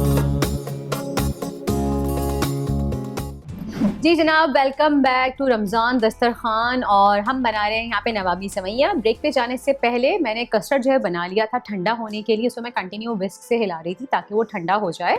और उसके बाद आप देखें ये थिक पोरिंग कंसिस्टेंसी है जो हमें चाहिए थी। ठीक है, अब ये जिस बोल में हमने सेवइयाँ सेटल की थी बेस पे, उसके ऊपर हम लेयरिंग कर देंगे कस्टर्ड की। ऐसे ये और इस तरह से पूरे कस्टर्ड की लेयरिंग मैं कर दूंगी। और फिर जब इसको हम फ्रिज में रखेंगे तो ये और थिक हो जाएगा और सेटल हो जाएगा। डायरेक्टली ही इसको पोर कर देती हूँ लाइक दिस। ये इस तरह से जी देखिए पूरी हमने जो कस्टर्ड हमने बनाया था वो हमने प्रॉपर जो है वो पूरा इस पे जो है हमने पोर कर दिया है। अच्छा, आप लोग घर में जब बना रहे हो तो आप जिस वक्त आपने कस्टर्ड्स पे पोर किया है तो 10 मिनट के लिए आप इसको फ्रिज में रख दीजिएगा ताकि ये मज़ीद ठंडा होके सेटल हो जाए। फिर आपने इस पे जो है वो सेकंड लेयर लगानी है। तो हमारे पास यहाँ पे टाइम नहीं है इतना कि मैं फ्रिज में रखूँ। मैं आखिर में इसकी लेयरिंग करूँगी, लेकिन उससे पहले मैं आपको बताना चाहती हूँ, थोड़ा टैप कर लेंगे आप इसको तो इसके बबल्स जो हैं वो निकल जाएंगे। और उससे पहले मैं आपको बताना चाहूँगी कि इसमें मैं सेकंड लेयर करूँ कि आप देख रहे हैं रमज़ान दस्तरखान, तो हमारे पास हैं आपके लिए बहुत सारे इनामात। और इनामात में क्या क्या है हमारे पास आपके लिए? हमारे पास है आपके लिए फोटाइल की तरफ से गिफ्ट हैम्पर और खर्शी जामे शीरी की तरफ से भी हमारे पास है आपके लिए गिफ्ट हैम्पर। ये हो गए हमारे जो इनामात हमने आपके लिए रखे थे। तो अब आइए इसको हम इस पर जो है वो एक सेकेंड अपनी लेयर जो है सेवइयों की वो भी लगा देते हैं। ये देखिए इस तरह से बहुत हल्के हाथ से मैं रखूँगी अभी इस तरह से, ताकि ये अच्छा सा इसको जो है वो कवर कर ले। और ये बहुत ही मज़े की लगेगी। ऑफ कोर्स जब आप लोग जो है डेली अगर आप बनाते हैं शीर खुरमा, तो शीर खुरमे से एक डिफरेंट डिज़र्ट भी हो जाएगा जो कि ईद की मिठास को बरकरार रखेगा, रिवायत को भी, क्योंकि इसमें जो है वो सेवइयाँ हैं और मीठी ईद पे तो सेवइयाँ बनती ही हैं लाजमी। बट लेकिन थोड़ा सा एक ट्विस्ट हो जाएगा मीठे के अंदर और सबको पसंद भी आएगा, क्योंकि जब ये सेटल होगा ना तो फिर इसका जब आप कट करके निकालेंगे तो इसकी 3 लेयर्स नज़र आएंगी और बहुत ही खूबसूरत लगेगी। ये थोड़ी सी सेवइयाँ मैं यहाँ भी डाल देती हूँ और जो एक्स्ट्रा है उसको मैं यहाँ पे स्प्रेड कर दूँगी इवनली। ये देखिए जैसे यहाँ पे ज़्यादा है इसको भी यहाँ पे कर लेते हैं ऐसे। और ओवरऑल हम इसको देखिए, मैं स्पैचुला की बैग से इसको हल्का हल्का सा दबा रही हूँ ताकि ये सेटल हो जाए, क्योंकि जब कस्टर्ड ठंडा होकर सेटल होगा तो सेवइयाँ भी उसके साथ जो है वो सेटल हो जाएंगी वैसे ही। ये देखिए इस तरह से कॉर्नर से आप इसको राउंड घुमा लीजिए और कवर कर लीजिए। ये देखिए जनाब ये डन हो गया। गार्निश करेंगे इसको हम ड्राई फ्रूट से, मैं बादाम पिस्तों से इसको गार्निश कर रही हूँ और ये नवाबी सेवइयाँ जो हैं वो हमारी रेडी हैं। आपने देखा कितना आसान है बनाना, बहुत ही क्विक बनने वाली रेसिपी है। अगर ईद पे आप बनाना चाह रहे हैं, कोई गेस्ट आपके घर पे आ रहे हैं तो आप सुबह बना के रख लीजिए, फ्रिज में ठंडा करके चिल करिए इसको और फिर अपने गेस्ट के सामने जो है वो आप सर्व करें। एक नई डिफरेंट रेसिपी आप अपनी फैमिली को आसानी जो है वो इम्प्रेस कर सकते हैं। ये देखें जनाब कितनी अच्छी लग रही है, इसकी 3 लेयर्स आ रही हैं, बहुत ही खूबसूरत। अब चलते हैं हमारी सेकंड रेसिपी की तरफ, जो कि हम बनाएंगे ड्रिंक स्प्राइट के साथ। तो ड्रिंक की मैं इंग्रेडिएंट्स जो हैं वो यहाँ पे रख लेती हूँ ताकि आपके सामने बना सकूँ, क्योंकि देखिए ईद के लिए हम प्रिपरेशन करें तो हम चाहते हैं कि ड्रिंक भी बहुत क्विकली बने, आपको ज़्यादा देर किचन में खड़े होने की ज़रूरत ना हो। तो ड्रिंक जो हम बना रहे हैं वो भी हम बना रहे हैं स्प्राइट से, बहुत ही मज़ेदार सी। तो इसके लिए हमें क्या चाहिए, हमें चाहिए सबसे पहले strawberry syrup. Strawberry syrup easily markets में अवेलेबल है। अगर आपके पास नहीं है स्ट्रॉबेरी सिरप तो आप फ्रोज़न स्ट्रॉबेरीज़ को लेके भी जो है उसको पानी में बॉईल कर लीजिए, उसको मैश करके ग्राइंड करके उसको स्ट्रेन आउट कर लीजिए, तो आपके पास एक अच्छा सा स्ट्रॉबेरी सिरप जो है वो आ जाएगा। ग्लास की बेस में सबसे पहले मैं स्ट्रॉबेरी सिरप डालूंगी, अराउंड 2 टेबलस्पून स्ट्रॉबेरी सिरप जाएगा। और उसके बाद मेरे पास है यहाँ पे आइस क्यूब्स, वो डाल दूंगी। इसमें ब्लेंडर वाला की कुछ ज़रूरत नहीं है आपको, बस डायरेक्टली जो है वो आपने जितनी भी ग्लासेस की सर्विंग बनानी है आप उसी में बना सकते हैं। सही। लेमन जूस है मेरे पास यहाँ पे, मैं 1 टेबलस्पून लेमन जूस डालूंगी। अगर आपके पास लेमन के स्लाइसेस मौजूद हैं बड़े वाले तो आप 3 से 4 लेमन स्लाइसेस उसके ऊपर भी ऐड कर सकते हैं। ये डाला हमने थोड़ा सा लेमन जूस। सही। 1-2 मिंट लीव्स डालूंगी मैं एक रिफ्रेशिंग फ्लेवर के लिए। सही है। और उसके बाद हम इसमें ऐड करेंगे ठंडी ठंडी हमारी स्प्राइट। ये देखिए जनाब, और ये इतनी मज़े की लगेगी ड्रिंक। ये देखिए स्प्राइट डालेंगे हम इसमें।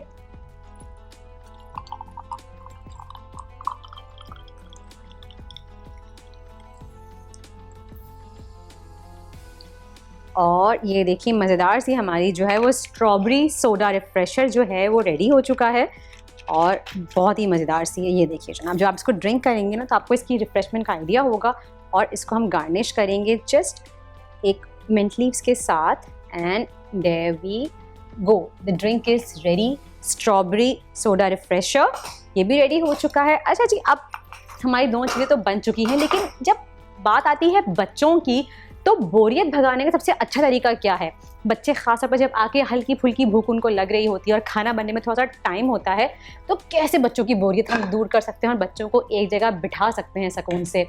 उसका भी हल हमारे पास है। हमारे पास है यहाँ पे कनौर के चीज़ी चटपटा नूडल्स, वो हम बनाएंगे, आपको बताएंगे कैसे आप बना सकते हैं। और बहुत ही आसान है बनाना, 2 मिनट में बनते हैं और बच्चे भी बहुत शौक से खाते हैं, क्योंकि चीज़ फ्लेवर जो है वो सबको बहुत पसंद होता है, स्पेशली बच्चों को। तो मैं एक सॉस पैन ले लेती हूँ, उसमें मैं ऐड करूँगी 1 कप पानी और इसको हम गर्म पे लगा देंगे, बॉइलिंग पे। That's it. और अच्छा, इसके पीछे इसकी पूरी इंस्ट्रक्शंस भी मौजूद हैं कि आपने जो है वो कितना पानी लेना है। अगर आपको सूपी नूडल्स चाहिए तो आप 2 कप पानी ले लीजिए, अगर आपको ड्राई चाहिए तो आप 1 कप पानी ले लीजिए। मैं इस वक्त यहाँ पे जो है ड्राई नूडल्स बना रही हूँ बच्चों के लिए, जो पसंद करते हैं अक्सर थोड़ा, ताकि चीज़ी फ्लेवर ज़्यादा अच्छा आएगा, वो आप बना लीजिए। और फिर कनौर चीज़ी चटपटा जो है वो हम इसमें डालेंगे। ये देखिए इसके अंदर से एक पैकेट निकलेगा जो कि इसके पूरे मसालों का पैकेट होता है, वो बहुत ही मज़े का होता है। सारा जो इसका मसाला और चीज़ीपन है ना वो इस पैकेट के अंदर है। ये आपने बहुत संभाल के रखना है। पानी पहले बॉयल आ जाए, फिर हम जो है वो नॉर्थ के चीज़ी चटपटा नूडल्स हम डालेंगे इसमें और फिर बताते हैं आपको क्या करना है। अच्छा जनाब, पानी में जो है बॉयल आ चुका है। अब इसमें मैं कनौर चीज़ी चटपटा नूडल्स जो हैं वो ऐड कर दूँगी।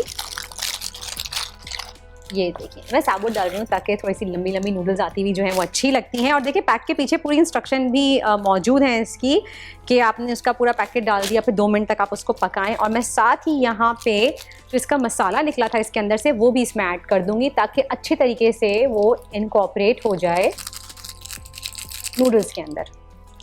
ये डाल दिया हमने यहाँ पे, इसको थोड़ा सा हम चला लेंगे और आप देखिए 2 मिनट में मज़ेदार से हमारे चीज़ी चटपटा नूडल्स नौर के जो हैं वो रेडी हो जाएंगे।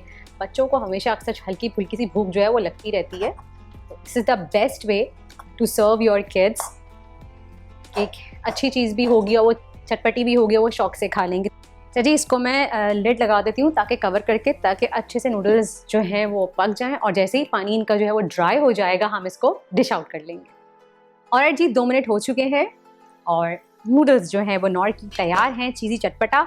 और देखिए पानी भी ड्राई हो गया है इसका। मैं स्टोव बंद कर रही हूँ और इसको एक सर्विंग बोल में मैं निकाल लेती हूँ।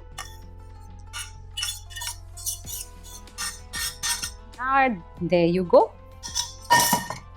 नौर चीज़ी चटपटा noodles are ready for kids. तो ये देखिए जनाब, ये भी रेडी हो चुकी है। तो हमारी तीनों रेसिपीज़ हो चुकी हैं डन। तो आइए अब चलते हैं डाइनिंग एरिया की तरफ। जी जनाब, तो welcome to my dining area. और डाइनिंग एरिया में आप देख सकते हैं तीनों रेसिपीज़ हमारी मौजूद हैं।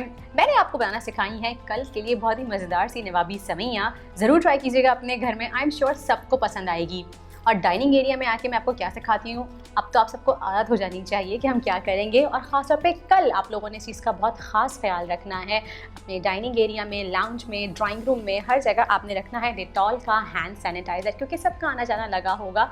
लेकिन हमें इस चीज़ का ख़ास ख्याल रखना है कि हमें बनाना है एक तहफ़्फ़ुज़ का दायरा अपने और अपने घर वालों के, अपने ख़ानदान वालों के इर्द गिर्द। वो कैसे बना सकते हैं आप? एक छोटी सी आदत से कि आप डेटॉल का हैंड सैनिटाइज़र जो है वो बार बार इस्तेमाल करें, और ताकि हमें डेटॉल जो है वो कोरोना वायरस जैसी ख़तरनाक बीमारी से महफूज रख सके। ना सिर्फ कोरोना वायरस जैसी ख़तरनाक बीमारी, बल्कि 100 मुख्तलिफ़ किस्म की बीमारियाँ फैलाने वाले जरासीम होते हैं, उनसे भी डेटॉल का हैंड सैनिटाइज़र, हैंड वॉश और सोप हमें तहफ़्फ़ुज़ फराहम करता है। और हमारी फैमिली को और अपने घर वालों को, हमारे आने वाले गेस्ट को, हम सबको जो है वो एक महफूज इन्वायरमेंट प्रोवाइड कर सकते हैं डेटॉल की मदद से। तो जनाब ये होगा डेटॉल का। हमारे पास है यहाँ पे स्प्राइट, जो कि आप सर्व कर सकते हैं अपने गेस्ट को दस्तरखान पे, या फिर वेलकम ड्रिंक्स के तौर पे भी। अगर आप सिर्फ स्प्राइट सर्व करना नहीं पसंद करें तो आप वेलकम ड्रिंक की सूरत में भी उनको जो है वो सर्व कर सकते हैं। रेसिपीज़ तो हमने आपको बनाना सिखाई हैं, जो आपको पसंद हो आप बनाइए, सर्व करिए और एंजॉय कीजिए अपनी ईद। लेकिन SOPs का ख़ास ख्याल रखते हुए कि कोरोना वायरस की वबा जो है मज़ीद ना फैले।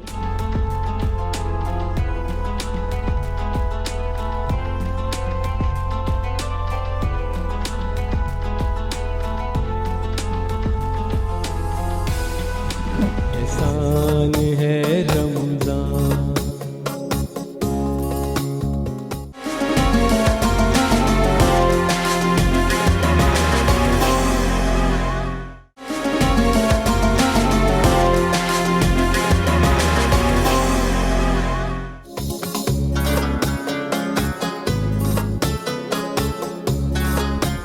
बिस्मिल्लाहिर्रहमानिर्रहीम, अल्हम्दुलिल्लाहि रब्बिल आलमीन, वस्सलातु वस्सलामु अला सय्यिदिल अंबिया वल मुरसलीन, जज़ल्लाहु अन्ना सय्यदना व मौलाना मुहम्मद सल्लल्लाहु तआला अलैहि व आलिहि वसल्लम मा हुवा अहलु। या अरहमर राहिमीन, या अरहमर राहिमीन, या अरहमर राहिमीन, बतुफ़ैल रहमतुल लिल आलमीन, बतुफ़ैल उम्मत रहमतुल लिल आलमीन सल्लल्लाहु तआला अलैहि व आलिहि वसल्लम। अंबिया, सिद्दीक़ीन, शुहदा, सालिहीन, अस्मा इस्म आज़म। अल्लाहुम्मा इन्नी असअलुका बिअन्ना लकल हम्द ला इलाहा इल्ला अंता वहदका ला शरीका लका या हन्नान या मन्नान या बदियस समावाति वल अर्द या ज़ल जलाली वल इकराम, या ज़ल जलाली वल इकराम, या ज़ल जलाली वल इकराम, या ज़त तौल वल इनाम। या इलाही रहम फरमा मुस्तफ़ा के वास्ते, या रसूल अल्लाह करम कीजिए खुदा के वास्ते। या इलाही हर जगह तेरी अता का साथ हो, जब बड़े मुश्किल शहे मुश्किल कुशा का साथ हो। या इलाही भूल जाएं नज़आ की तकलीफ़ को, शादी दीदार हुस्न मुस्तफ़ा का साथ। या इलाही गोरे तीरा की जब आए सख्त रात, कब्र की सख्त रात, या इलाही गोरे तीरा की जब आए सख्त रात, उनके प्यारे मुंह की सुबह जां फिदा का साथ हो। या इलाही गर्मी महशर से जब भड़के बदन, दामने महबूब की ठंडी हवा का साथ हो।